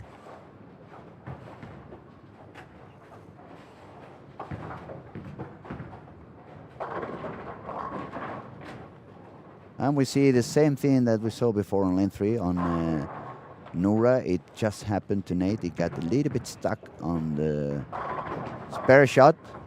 Give away that 9.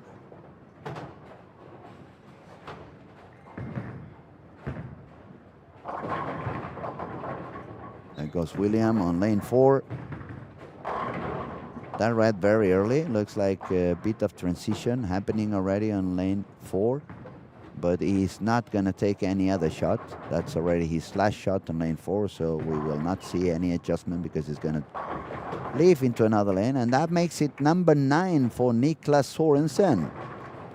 Front 9 for Niklas Sorensen, and Niklas was with only 6 over par. But we remind you that game 5 and 6, they are turbo games. Let me quickly have a look to the turbos so I can tell you what are the turbos standing now on on game 5. It's actually 280 for Daniel Berner from Deutschland. So that means our friend Niklas Sorensen needs one more to increase that turbo game to 280 something. Or obviously if he gets 2 more, 290 something. If he gets 3 more, then it's going to be a 300 game. Let me move back to the right corner. Kyle Trupp taking a shot on his 9th frame after that 3-6-10. That release looked a lot better. And he got a good strike over here. Chance to strike out for Kyle Trupp and go all the way to 267. And that's exactly what Kyle needs.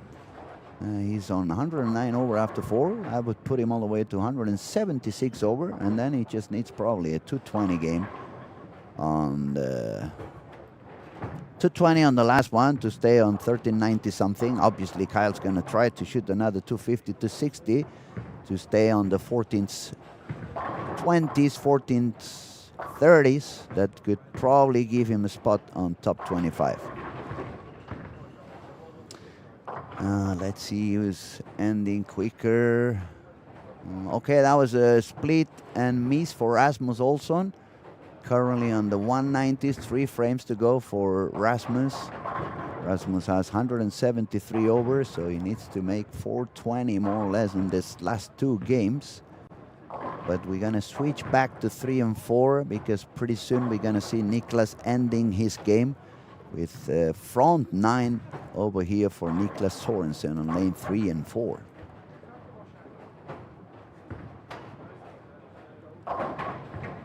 Scores that are already done. 36 over for Nico Oksanen, 1,020 for Niklas Muscat, 1,090 for Karo Hilokoski. With a strikeout would be 1,090 for Bjorn. Emmanuel, couple of open. Oh, Emmanuel, that was very expensive. Let's have a very quick look on Emmanuel over here. Spare, 5 in a row, 7 spare. Got her, and 9, and then split on the 10th frame. So from a 230 something, he dropped down to 203. 107 over, and it's 290 on the last one. That's not going to be easy. But now let's go back. Niklas Sorensen, lane 4. That was far to the right, and that's a 10 pin for him. 279, not enough for the turbo, not enough for the cut. So we go back to the right corner, see how Kyle can end his game over here.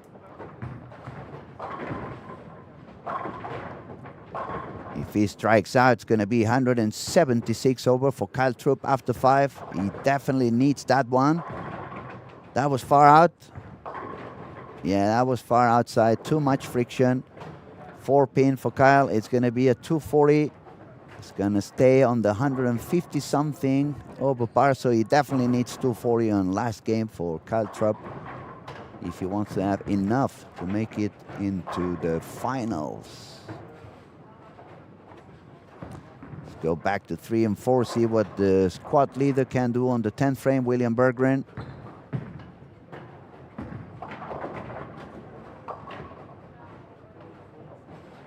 You guys remember, and when he had that shot before, we said it felt like transition was coming on. He had to probably move a little bit in, and since he's still throwing urethane, the ball was a little bit weak there, but it's going to be the 2-8 to spare for him.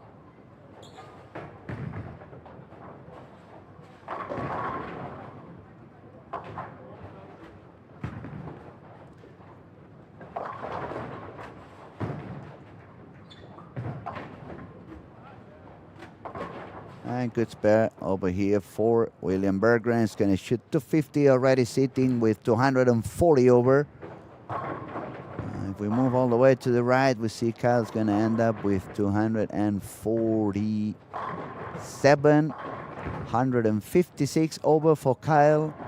A little bit of sad body language. He knows he was really hurt up with this 1920. He probably was hoping for a little bit of a higher game that he ended up having, but still alive.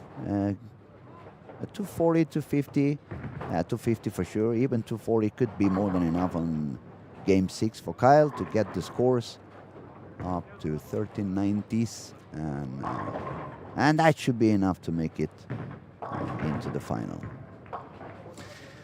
Sarah Klassen here in 17 and 18. She just paired the 2-4-10, and she definitely needed that. Look at that, already 3 open frames. That would have been a 4th one. Sarah was sitting with 98 over after saving that last game with a 189. This time she's not being able to save this one on 17 and 18. She's dropping down. She needs to strike out to be 70 over. And that's going to force her to do a very high last game if she wants to get any chance, even on the couple of gateways reserved for the ladies division. Let's have a look at what she can do here on the 10th frame. It looks like she changed ball. That looked a little bit like a urethane, but that's the last thing you need when the lanes are already opening up. That ball's going to read way too early. It's going to do nothing at the back, which is exactly what happened here. But let's see, Brandon Bond in desperate need for a strike here on the 10th frame. He gets it. He can still save that game with 216 and move to exactly 100 over. But that still means he's going to need the 280, 290 on the last game. Brandon Bond's been up there pretty much every squad, but always finding one pair where he dropped down some of the pins he was carrying. And when the scores are so high, you cannot really give away not even a single game. Trying to get one more, Brandon over here. Beautiful strike, so he's going to move to 216. As we said, one more is going to put him on 100 over, but that's a little bit short the way things are going. So our buddy and current tournament leader Tomo found something to strike from the middle of the lane. He can shoot 247, move up to 110 over. Not as high as he was, but still quite a good score.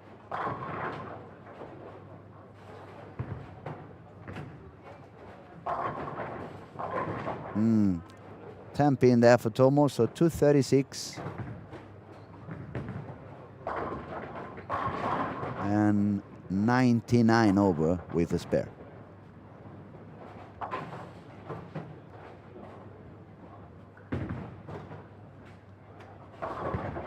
So we just have 1 or 2 lanes with 1 frame to go. That means in a couple of minutes we will be back with refreshed scores and standings for this particular squad and see how many bowlers have a fair chance to make enough pins to make it into the final. We'll be right back.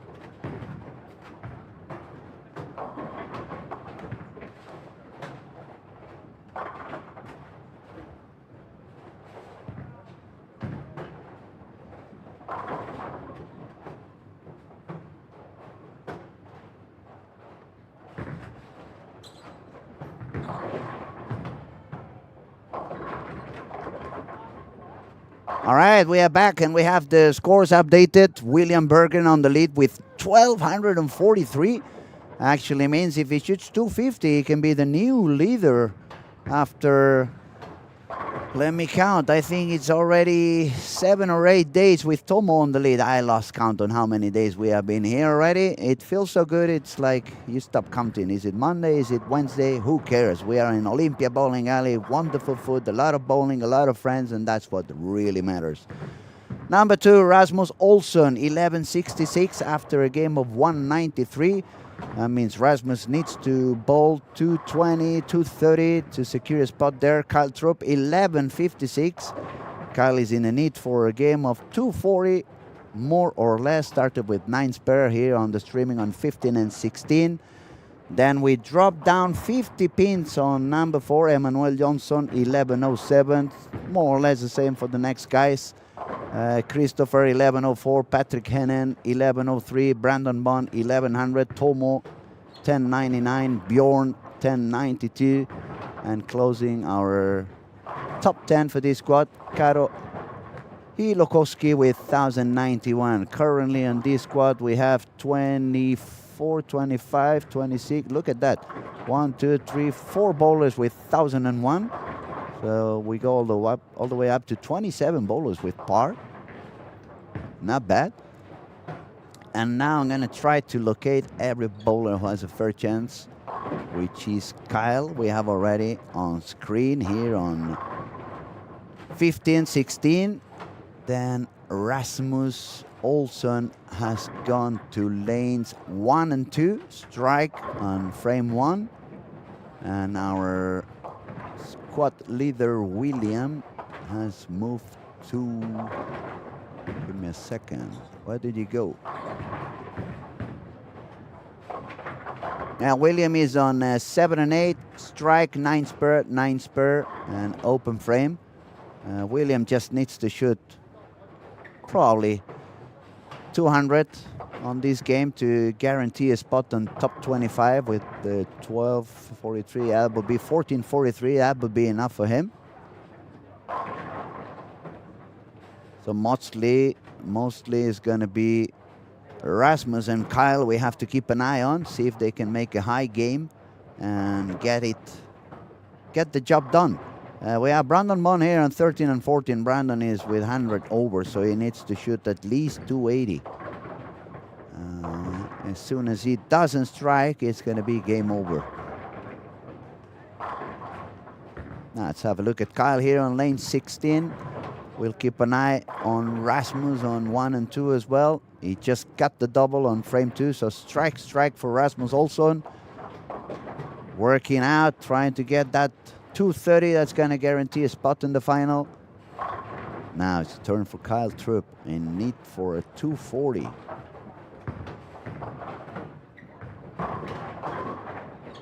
Four pin there for Kyle Trupp on lane 16. The steel is not far from the pocket and the striking area.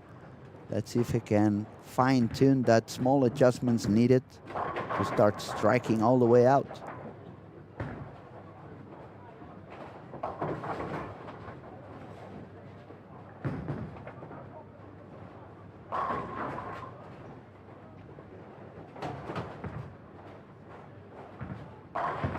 Again, I remind you, this is a turbo game. It's turbo number 6.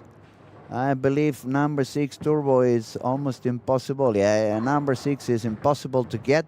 You can only tie. We have Nicholas Carter from Denmark. He shot 300 yesterday on game 6 for turbo.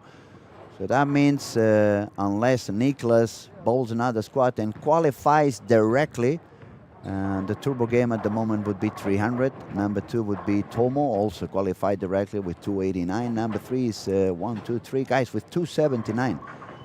So you need to shoot at least 280 on game 6 to get the turbo and pray that Nicholas Carter is going to bowl again and qualify directly and leave that empty spot on turbo number 6. Otherwise, turbo number 6 is going to be for Nicholas. And everyone else is going to have to keep bowling and keep trying. Now, very quickly to 1 and 2 before Kyle takes his shot. We see Rasmus Olsson double to start. Rasmus needs a 230 game. Let's have a look at him on here, lane 2. Somewhere around 18 in the arrows, and he gets one more, nails it. Triple over here for Rasmus Olsson, working his way into the final. Let's see what goes on. It's still 7 frames for him to go. Moving on, 15, Kyle Trupp also in desperate need for some striking. He did strike on the previous shot here in 15, so I'm guessing he's going to do again. Another 4 pin for Kyle. Stay standing. It's fine, man. It's just a 4 pin. Small adjustment, 2 and 1 left should be more than sufficient. Strike a few shots, get the job done.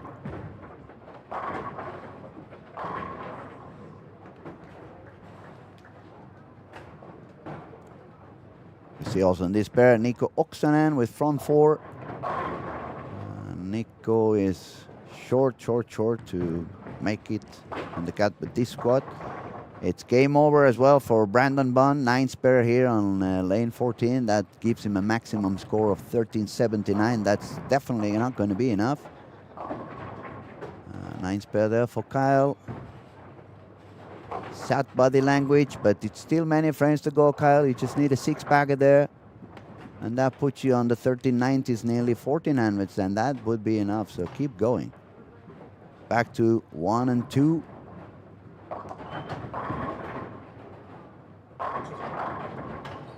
We're going to see what Rasmus manages to do here on lane 1. Rasmus is on a need for a 230 game. But it started already. Half the job is done. Turkey to begin with. Couple of strikes more put him already on those 30s.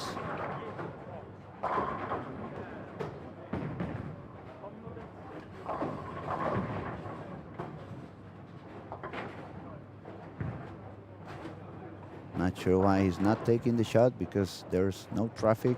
He could jump on the lane now. I'm guessing he's waiting for Emma to get it. No, there he goes on lane 1.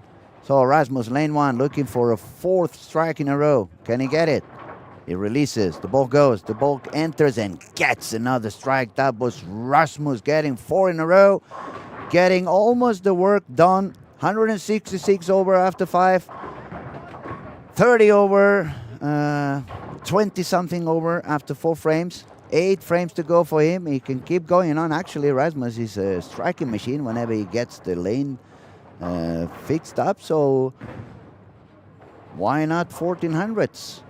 Maybe he can go all the way for a 260, 250, 260. That puts him on the 1420s. That could be enough to make it into step 2 directly. So Rasmus is obviously gonna aim for that. Let's move back to Kyle Troop, 7 spare. Oh, Kyle is now starting to be in a tough position. If he strikes out, it's gonna be 246. That will be 1402. So now, couple of shots with no strike for Kyle is game over as well. He will need the ball again.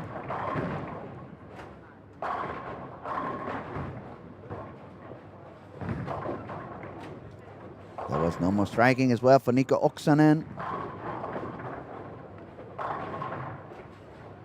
So we are losing contenders frame after frame. High scoring, but not many people getting enough as to make it into the cut.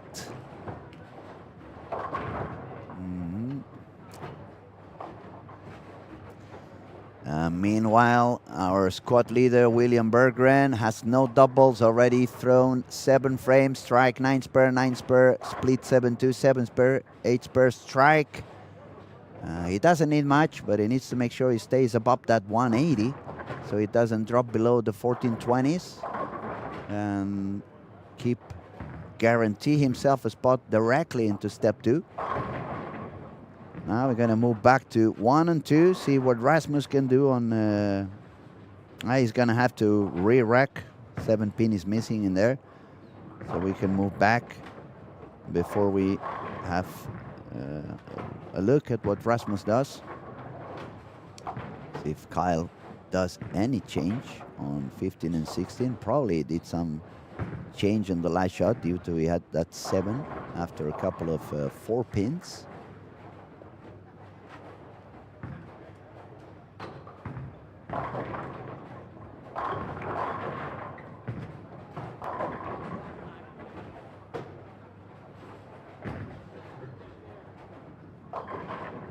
So, Kyle Troop, lane 15, in desperate need for striking.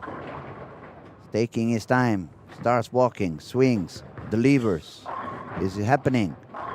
Strike for Kyle Troop, quickly moving to lane 2. We see how he celebrates. 5th strike in a row for Rasmus Olsson. Front 5 for Rasmus Olsson. That's exactly what he needed on this 6th game on this squad. I remind you, he had 166 over. Now front 5, that puts him already on those 1400s. Now what Rasmus needs to do is make sure he gets another 2 or 3 strikes in a row. That would put him on the 1400s and 20s. That should be enough to make it into top 25. Sleep a little longer on Sunday and just show up for the 2nd squad. There's Sara striking a little bit more here on 1 and 2. That was perhaps a little bit far to the right. 10 pin for Sara. Now moving on back here, and Ola, she's found some striking again. She's always doing pretty high on the last games. She just needs to figure out what to do on the first 3 games. Now Kyle, if he doesn't strike, that's it. Lane 16, Kyle Troop delivers. The ball goes far right. Makes it back. One more strike for Kyle Troop. He needs to strike out for 246. And a total score of 14-12, which would be short for the top 25, but still, I'm pretty sure Kyle would be happy to know he can find himself already in the final. He definitely needs to strike out on this particular game. Very quick peek on 7 and 8 on the squad leader. He got a double in there, so he's almost on those 190s. Current score for William Berggren is 195 over plus the 10 on the 9th. That's 205 over, which means a 9 miss would put him already on 1423, which tells me with just a spare on the next shot for William Berggren is going to be on top 25. Let's go back to 1 to 4. To see our buddy Rasmus here on lane 2. One more for Rasmus. That makes it 6 in a row. Front 6 for Rasmus Olsson. Really kicking his ass into the final. Beautifully done. It's nice to see when these guys need to strike, they can really get them done. Where was Kyle? I lost Kyle. Is he here? No, it's one more. Sorry, too many cameras. We see some striking here, but nobody with the first chance. So let's move back to Kyle Trupp. Needing to strike out.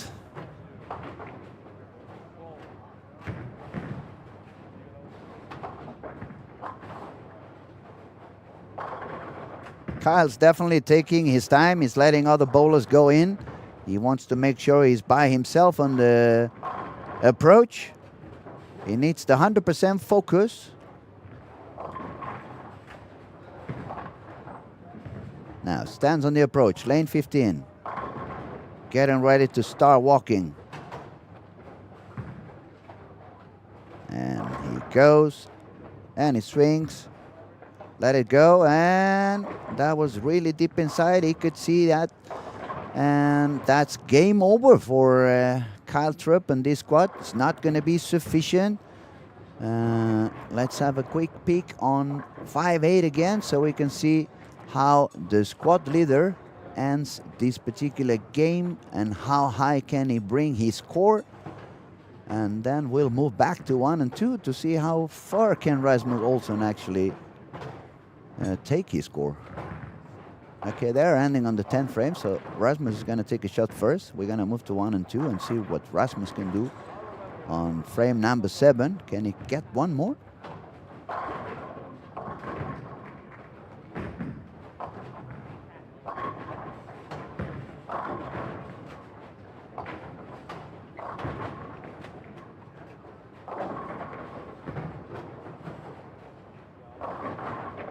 There goes Rasmus on lane 2.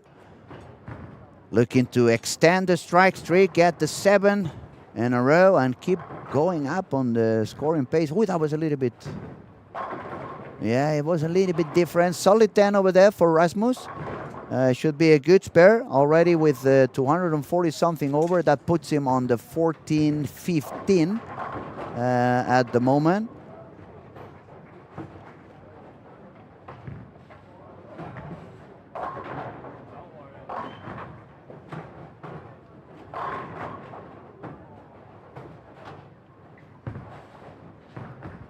All right, it's going to be a 13.52 on lane 3 for Patrick Hennen. He had such a roller coaster. 177, 257, 226, 186, 257. Now he's going to go for 240. Oh, that's a 9 miss over there for Rasmus Olsson. Not very happy about it. Putting himself back into some pressure. Dropping down to 37 over. That's 1403 with strike spare. So he just put himself again into the need of some striking there if he wants to get a bye all the way to step 2.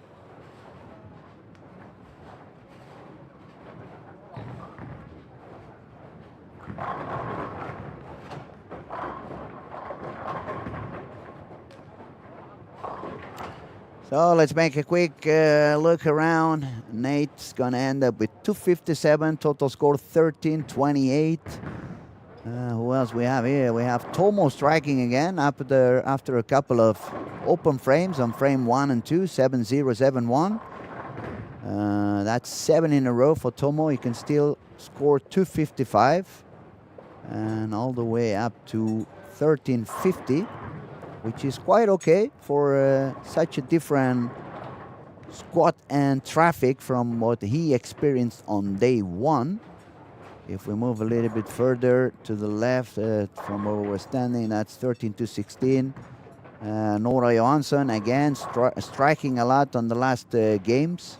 She needs to figure out what to do on games 1, 2, and 3. Positive it's not that IQ 78 she's throwing and not changing the way she's been doing so far. Because every squad it's the same thing. 580 or 570 for the first 3, and then the last 2 games she goes for very high. She needs to figure out the fresh yet. Another strike there for Nora, making it look very easy. Brandon Bond, another one is going to strike a lot, but it's not going to be enough. He was 100 over, so even if he strikes out, it's going to be on 1379. That's not enough. Now 9-12. Some striking here and there, but nobody with enough scoring to make it into the final. As we can see, the scores are pretty high on the last game. That proves the lane have opened up. More use of reactive, more use of the same area. It's creating a big room on the window of the breakpoint. But no one doing high enough. William Berggren at the end, 189 for a total score of 1,432. That guarantees a spot for him on the top 25, directly going into the step 2 in the finals. And it's time to go back to 1-4 to see what Rasmus can manage to do to end the game after that 9 miss. That was a very expensive 9 miss there for Rasmus. Let's hope he doesn't regret it later on. The striking is definitely there, but every time you miss a pin, you give away a double. So it was finally a 280 for Nora Johansson, 1295. As we were telling you before, Turbo on game 6 was 300 for Nicholas Carter. So that means if Nicholas Carter bowls a squat and makes enough pins to jump into the cut, Nora is going to be in position with of the Turbo on game 6 with that 280. So that was a very good strike she got on the 12. Opens a gateway, a possible gateway for her to make it into the final. Now she's depending on what Nicholas Carter can do when he bowls again. And if he does, which I don't know at the moment, but I'm betting he will. So let's put our eyes on lane 2. Rasmus also needing another strike. If he strikes out, he can go all the way up to 1433. If he does not strike, maximum score is 1413. Not enough to make it into top 25, so he needs this one. And he did not get it, so wow, wow, wow, wow. And in a way, that's the universe telling him, I'm going to give you one more chance to spare the 10 here on lane 2. Don't you let it go like you did on the previous one.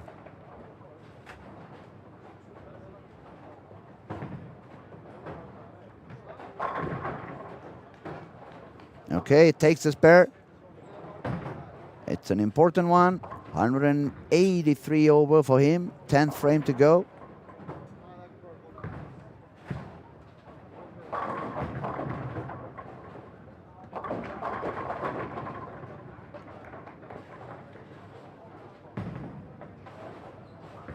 All right, so Rasmus just needs to get a 9 spare. That would be enough for him to guarantee a spot in the final. I'm going to make a quick look around, let you know if anyone's doing any. A bunch of 1300s here and there. Quite many games between the 240s and the 250s to end this squad. That proves the lanes have opened up. And they're a little bit easier than they played on fresh. But not any score making it. I see 1295, 1366, 1328, 1280, 1320, 1320 as well, 1315 for Caro. Bjorn can go all the way to 1340. So it's a lot of scores on these 1330s, 40s, 50s, but it's not enough to make it into the final. Last piece of action we're going to see for this squad is going to be Rasmus. Let's see what he does on the 10th frame, how much he increases his score for this squad. And that will be it. Let's go. Rasmus throwing it on lane 1. Another 10 pin for him.